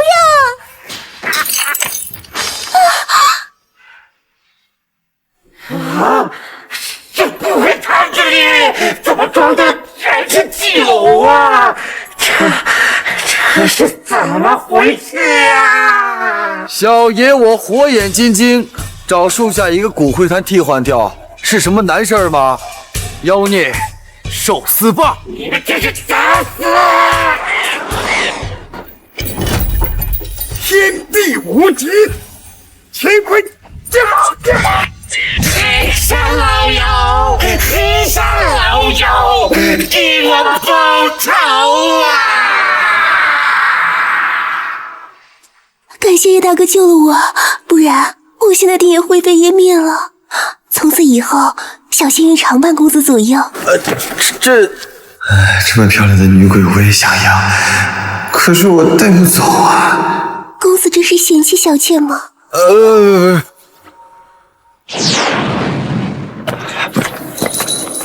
小仙，燕大侠，我时间到了，咱们后会有期。公子等等，感谢公子助我，这些玉鬼符便赠给公子。只需要你的一滴血为凭，我们鬼怪一族定能助你一臂之力。小倩，咱们有缘再见。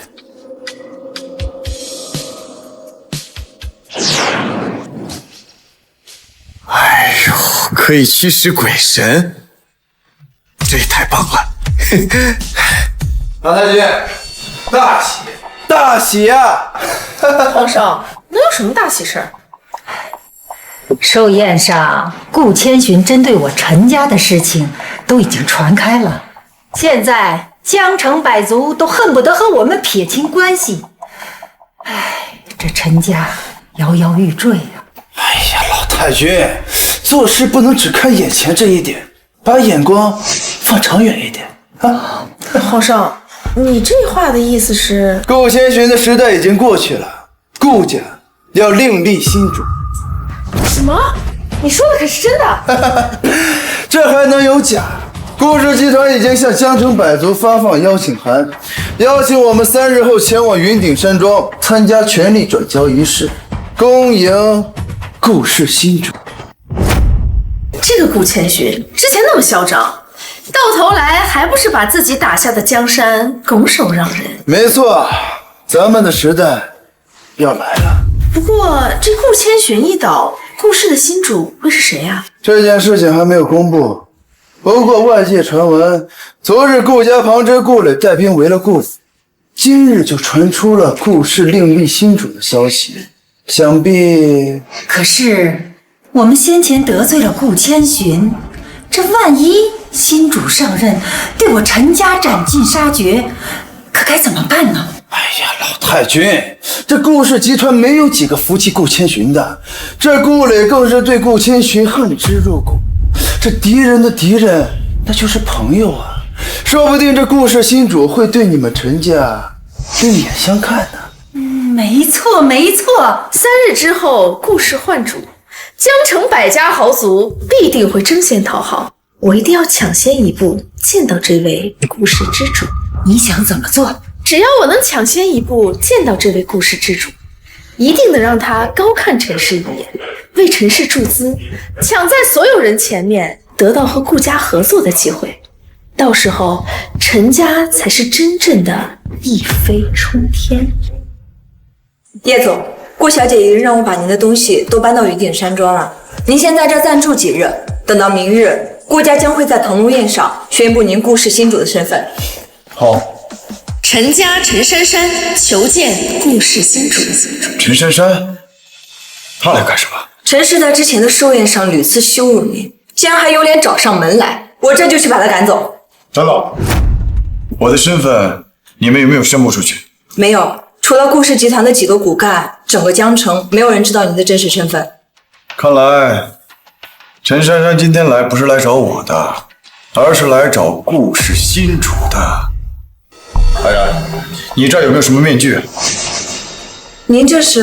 我倒要看看这个陈珊珊究竟想干什么。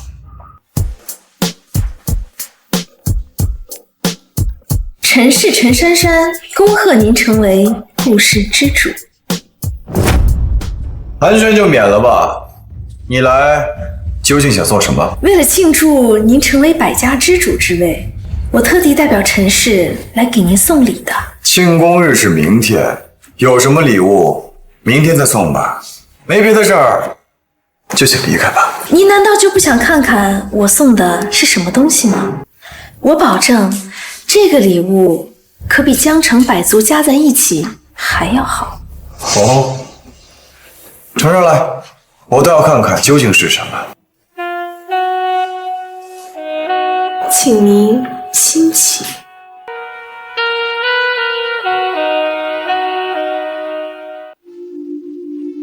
这就是你送我的礼物？没错，我要送给您的正是我的身体。你的身体？我的长相和身材虽说比不上顾千寻，但也是江城难得一见的美人儿。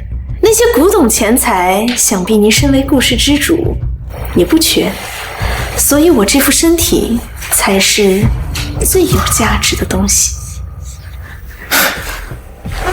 的确是有价值的东西，有些人想得到也得不到，而有些人根本不用说话，就能让你主动奉上。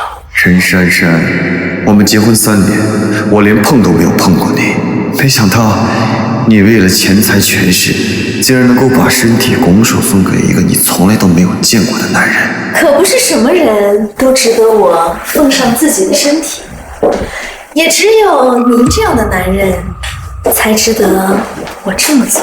若是你知道了你不惜抛下尊严，脱光了也要傍上的男人就是你最看不上的男人，会是什么表情呢？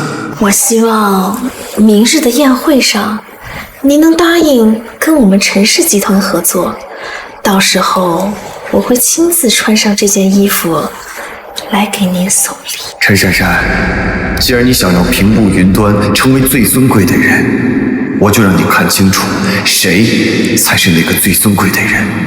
好，您答应了？你都送来这样的礼物了，我能不答应吗？你放心吧，明天宴会上，我会让江城百族都知道你陈氏的。太好了。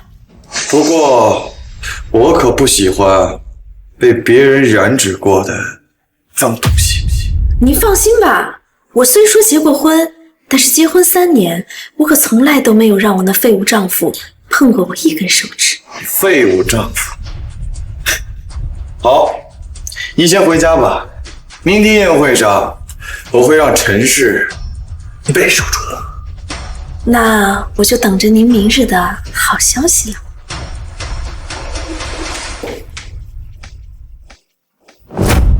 没想到这陈珊珊这么不要脸，堂堂陈氏千金，竟然只知道辞服于男人身下来换取利益。叶总，我这就把这些脏东西丢出去。不必，这些东西既然是他送过来的，我们当然要还回去了。好，陈珊珊想要地位，想要权力，想要一飞冲天，万人敬仰，想要飞上枝头变凤凰。为此，她不惜抛下尊严，脱光求我。但她又看不起我这个废物老公。明天我就让她看看，在她眼里的废物老公，才是能让她一飞冲天的人物。故事之主马上就要来了，咱们陈家就要一飞冲天了。珊珊，还得是你呀！多亏了你能力非凡，天资卓越，这才帮得上故事之主。这过了今天，只怕这江城百家可都要仰望陈氏了。来了来了，故事之主已经来了。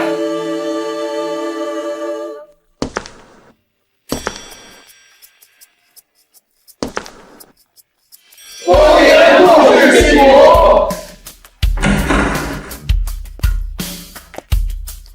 哟，好热闹啊！叶凡，怎么是你？狗东西，你来干什么？我听说今天这儿有热闹要看，我就过来凑热闹啊。你一个废物也敢来这儿凑热闹？叶凡，你知不知道这里是什么地方？你还敢在这儿捣乱？我也是拿邀请函进来的，怎么会捣乱呢？我呀，就想坐这儿看你们是怎么逢迎权贵的。放肆！那里可是江城前50的名流才有资格坐的位置，你还没资格。坐这儿没资格，哎，那我坐这儿总可以了吧？那也是江城排名前30才能坐的，别太狂妄了。那这儿呢？那个位置也是江城排名前10才能坐的。今天在场的诸位都是江城的名流，没有你这个废物位置。这儿也不行，那儿也不行，看来我只能坐这儿。哎，这儿风景最好，视野最好，刚好能看清你们这帮献媚权贵欺软怕硬的可憎嘴脸。小子，你敢坐这儿？我看你是想死！叶凡，你疯了吗？那可是顾氏新主才能坐的位置，你坐在那儿就是得罪了整个顾氏。叶凡，今天是顾家移交权力换主的重大宴会，你别在这儿放肆！我就放肆了，谁能奈我何？别以为你傍上了顾千寻，自己就能摸得到江城的天了。哼，你还不知道吧？顾千寻已经不是顾氏集团的总裁了。没错，他已经被逐出了顾氏，顾家现在换了新主人了。哼，待会儿顾氏新主来了，看你还怎么嚣张！没错，还不赶快给我滚出去！别妨碍了今天晚宴的开始。妨碍晚宴？我要是不在这儿，顾氏这个晚宴估计都开不下去。还敢在这吹牛？还不赶紧给我滚出去！哎呀，还没有你晚宴开不成，你以为你是谁呀？顾氏新主吗？还敢在这大放厥词？没错，我就是顾氏新主。这是什么东西？这是？你是顾氏新主？开什么玩笑！陈珊珊，这不是你们陈家的女婿吗？啊，你们陈家就交出这么点东西，还敢坐在这个位置上，竟然冒充故事之主，我看你们是不想活了。没错，你们陈家惹怒了顾氏，这是想被灭族啊！各位，我们陈家已经跟叶凡这个废物断绝关系，他做出的任何事跟我陈家毫无关系，犯下的任何错也跟我们没有任何关系。好，陈珊珊，记住你说过的话，以后可别后悔。我看该后悔的人是你吧？你知不知道自己今天犯了多大的错？过了今晚，你恐怕就要命丧江城了。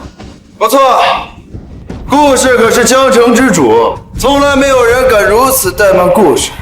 你不仅抢了顾家的位置，还敢冒充顾氏之主，顾家的惩罚你可承受不住。哎，我都已经坐这儿这么久了，你们说那什么惩罚在哪儿呢？叶凡呐，叶凡，我果然是没有看错你。当初把你逐出陈家，还真是做对了。你永远都是一堆扶不上墙的烂泥，不仅不知上进，还妄想着一步登天。来人，把他给我丢出去，乱棍打死！快走！真是好大的胆子！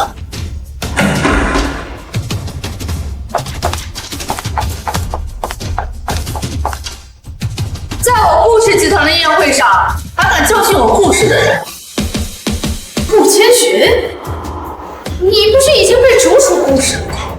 怎么还会来这儿？谁告诉你我被逐出顾家了？顾千寻，你该不会是还没有得到消息吧？顾氏今天换新主了，你已经不是以前那个高高在上的顾氏总裁了。就算我不是顾家的总裁，也轮不到你们陈家在这里说三道四。今天顾家的晚宴邀请的都是江城名流，你们陈家不过是百名豪族中最末端的一个，你有什么资格敢在这儿和我叫嚣？顾千寻，你已经从云端落下，跌入泥潭了，你还在这骄傲什么呀？没错，拔了毛的凤凰不如鸡。昔日我们陈家的确是比不上你，但过了今天，我陈家就会踩在你的头顶上。你说的没错，我这只凤凰在某些方面的确不如你这只鸡。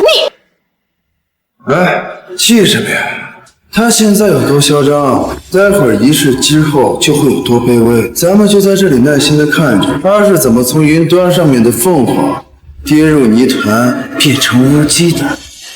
今日邀请各位来参加重逢宴会，就是为了宣布一件事：我顾千寻今日辞去顾氏总裁之位。今日邀请各位来参加重逢宴会，就是为了宣布一件事：我顾千寻今日辞去顾氏总裁之位。果然是这样，这顾氏集团的总裁真的要换人了。真是没想到，这堂堂的顾氏总裁竟然也会落到这个结局。没错。当年他凭一己之力用了3年时间，把顾氏集团从一个中流世家带到了江城之主的位置，确实有几分实力。但没想到他被顾家卸磨杀驴，就这么给赶出去了。顾千寻，你之前不是挺嚣张的吗？现在还不是沦落到了这种境地？这样的境地是什么样的境地？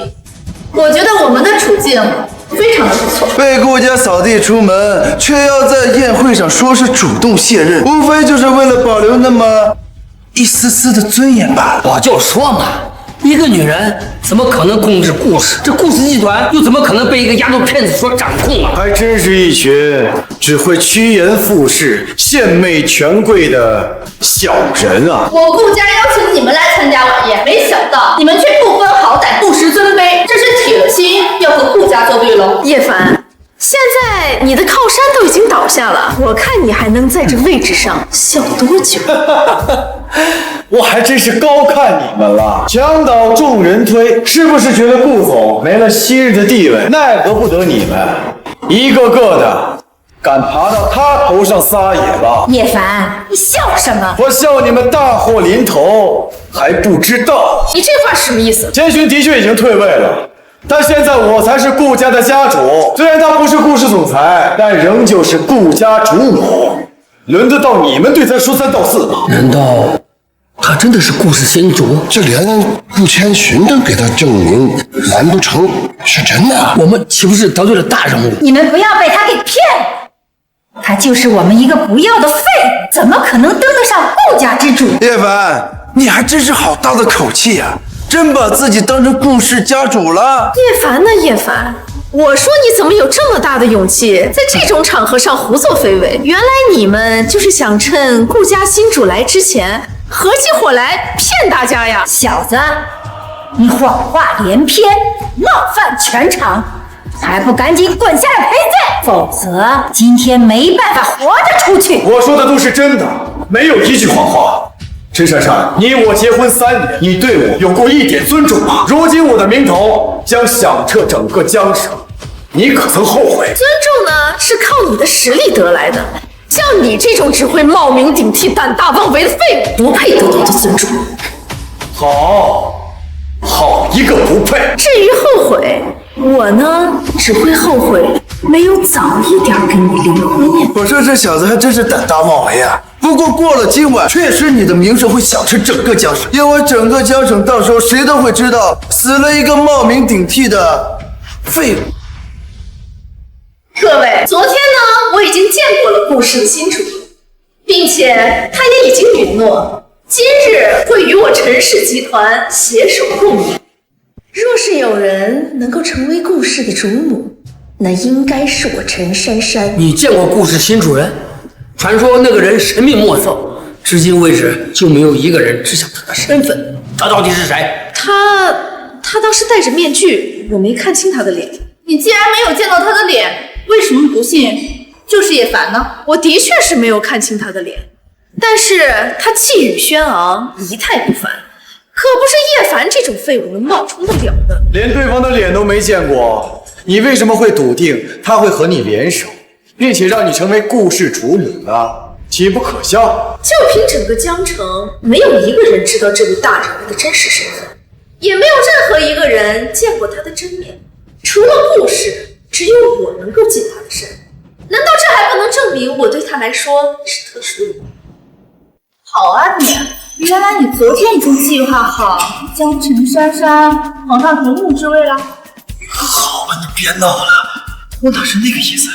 各位，不用再理会这种哗众取宠的废物。时间差不多了，想必那位大人物也快要到了。凤梨，请鬼仙助我一臂之力。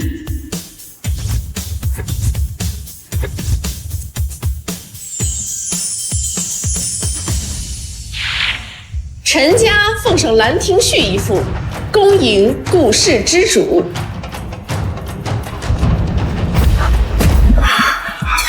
这东西怎么会在这儿？珊珊，这到底怎么回事？珊珊，你送这是什么意思啊？你脑子丢掉了？这种东西怎么拿上来？原来什么新的？丢人，实在太丢人了，不堪入目，不堪入目。陈珊珊，这就是你送给顾氏家主的礼物。怪不得刚才你口口声声的说将来有可能成为顾氏祖母的人是，原来你却使用了这下流的手段。他是不知道陈氏就是用这种不入流的手段发家的。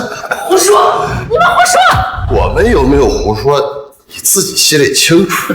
当初你们陈氏只不过是一个不入流的末尾小家子，这几年一点一点爬上去，还不知道爬了多少人的船呢。我之所以能有今天的地位，靠的是我的，靠的是你长得好看，还不要脸。你们，这东西我明明已经交给了顾氏家主，怎么可能会出现在这里？难道那个大人已经来了，是想要当场跟我难堪不成？不，这绝对不可能。以我的姿色，他绝对不可能不动心。送这种东西恭迎顾氏家主，你是不是觉得顾氏之主是一个好色之徒、酒囊饭桶之辈？我没有，叶凡，一定是你搞的鬼，是你想要故意耍我，故意把这种东西放到了我的礼物当中。我哪有这么大的本事啊？把你送给顾氏家主的东西拿到这儿来。你胡说八道！我什么时候送过这种东西？昨天不是你亲自带着这礼物过去说什么？今天只要顾氏家主在这场宴会同意与你的合作，今晚就唱给他看。这小子是怎么知道的？难道他真的是顾氏之主？叶凡可真是好福气，前有我愿意抛弃顾氏集团总裁之位嫁给你，后有这么漂亮的女人主动现身。他就算脱光了，我也不会多看他一眼。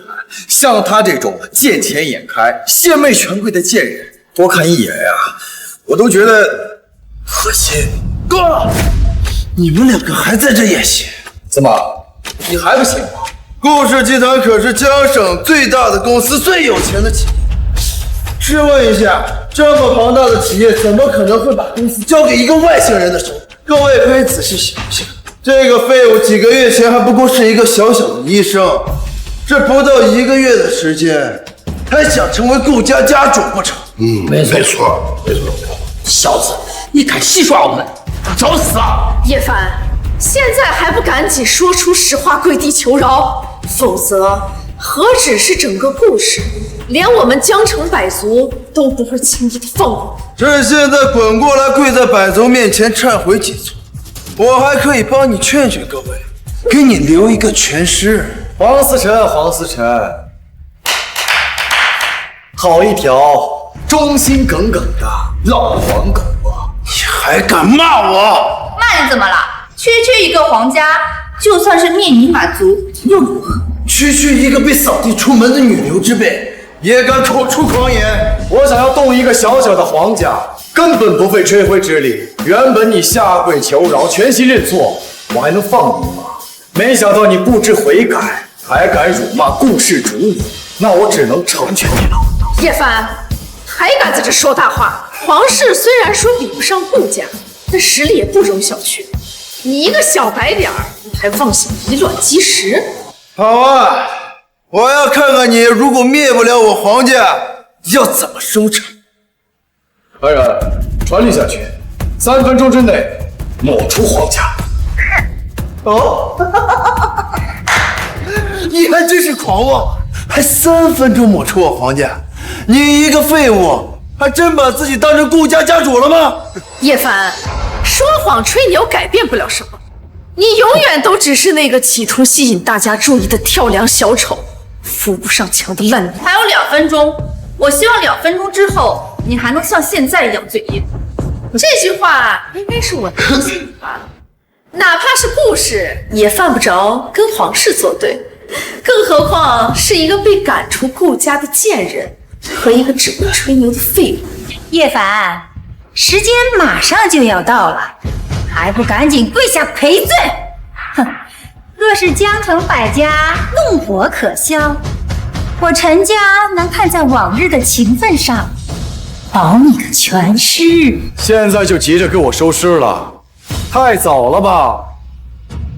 还有1分钟，1分钟之后，江城便再无皇家。叶凡，到现在了，你还在撒谎，简直是个目空一切、狂妄自大的废物！我对你太失望了。不自量力，蚍蜉撼树。我看1分钟之后会在江城消失的会是你这个废物。那3分钟时间已经到了，你不是想让我皇家破产？我怎么没有破产？叶凡呐，叶凡，牛皮吹得多了，可是会闪到舌头的。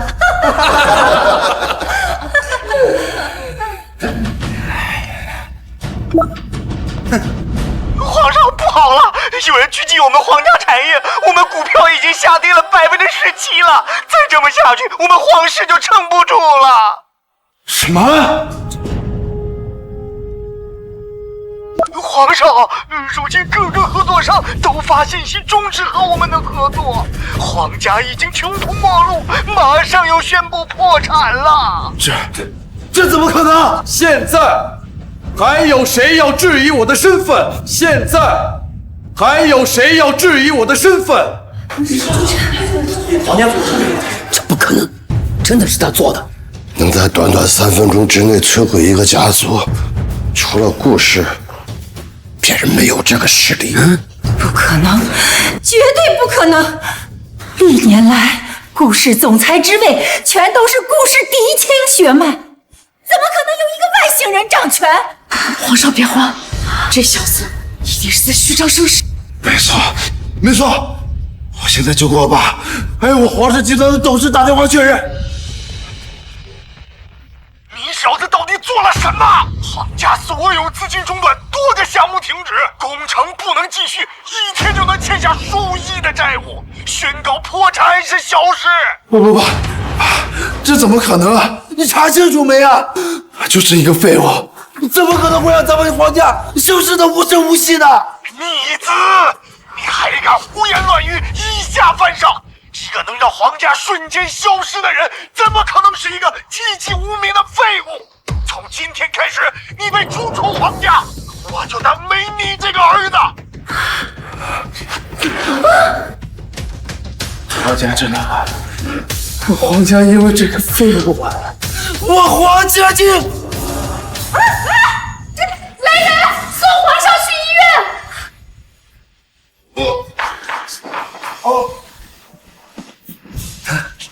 他真的是顾家掌门人，变天了，程程要变天了！百豪之首的顾家竟然把他多年打拼的家业交给了一个外姓人。我爷爷被叶凡所救，为报恩德，命我下嫁叶凡，并以整个顾氏作为陪嫁。今天的宴会就是为了告诉你们，此为顾家新主。若有谁不信，我顾家建议再开杀戒，再灭。江城百家，恭贺叶檀登顶百族之首。江城百家，恭贺叶檀登顶百族之首。这不可能，绝对不可能！你怎么可能是顾氏之主？你只是一个我不要的废物，跟我在一起了3年，一事无成，怎么可能一夜之间变成了现在这个样子？陈珊珊，到现在为止，你还认为我是个废物吗？当初我和你在一起的时候，哪怕连打3份工，也从来没让你受过一点委屈。没想到你却背着我跟黄思成那种货色勾搭在一起。现在，你后悔吗？是我错了吗？这难道真的是我错了？珊珊，这到底是怎么回事啊？叶凡不是我们不要的废物吗？怎么摇身一变成了顾家掌权人？到现在还敢辱骂顾氏掌权人，我看你们陈家也没有存在的必要了。不，相信，我相信我真的错了，我真的错了。现在是我有眼无珠，是我不识真龙，目光狭隘。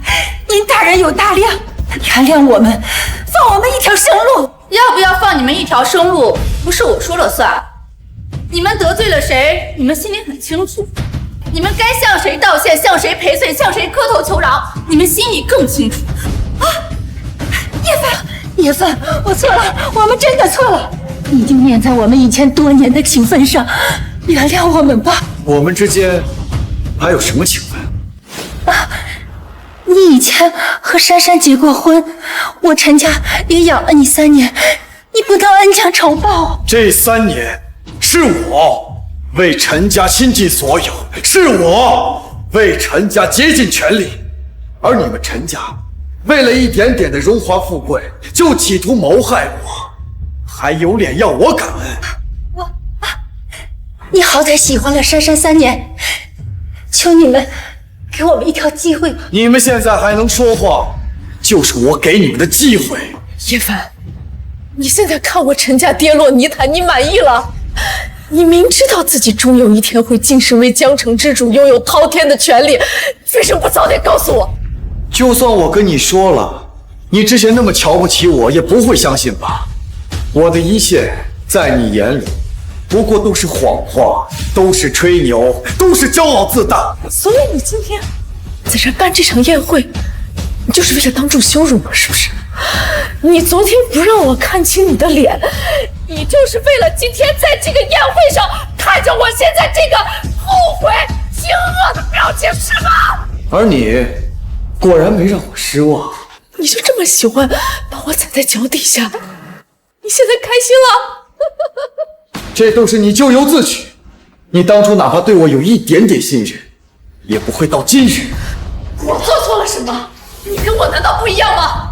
少站在道德制高点来鄙视我！冥顽不灵，不知悔改。我改什么？你只不过也就是傍上了顾家大小姐才能有今天的位置。掌管顾氏有什么了不起的？你只是他顾千雪养的一只小白脸罢了。你到现在还看不清真相？你什么你？是你有眼无珠。我和叶凡联姻，并不是叶凡傍上了我，我顾家能得到叶凡的庇佑，是我顾家的荣幸。你在说什么？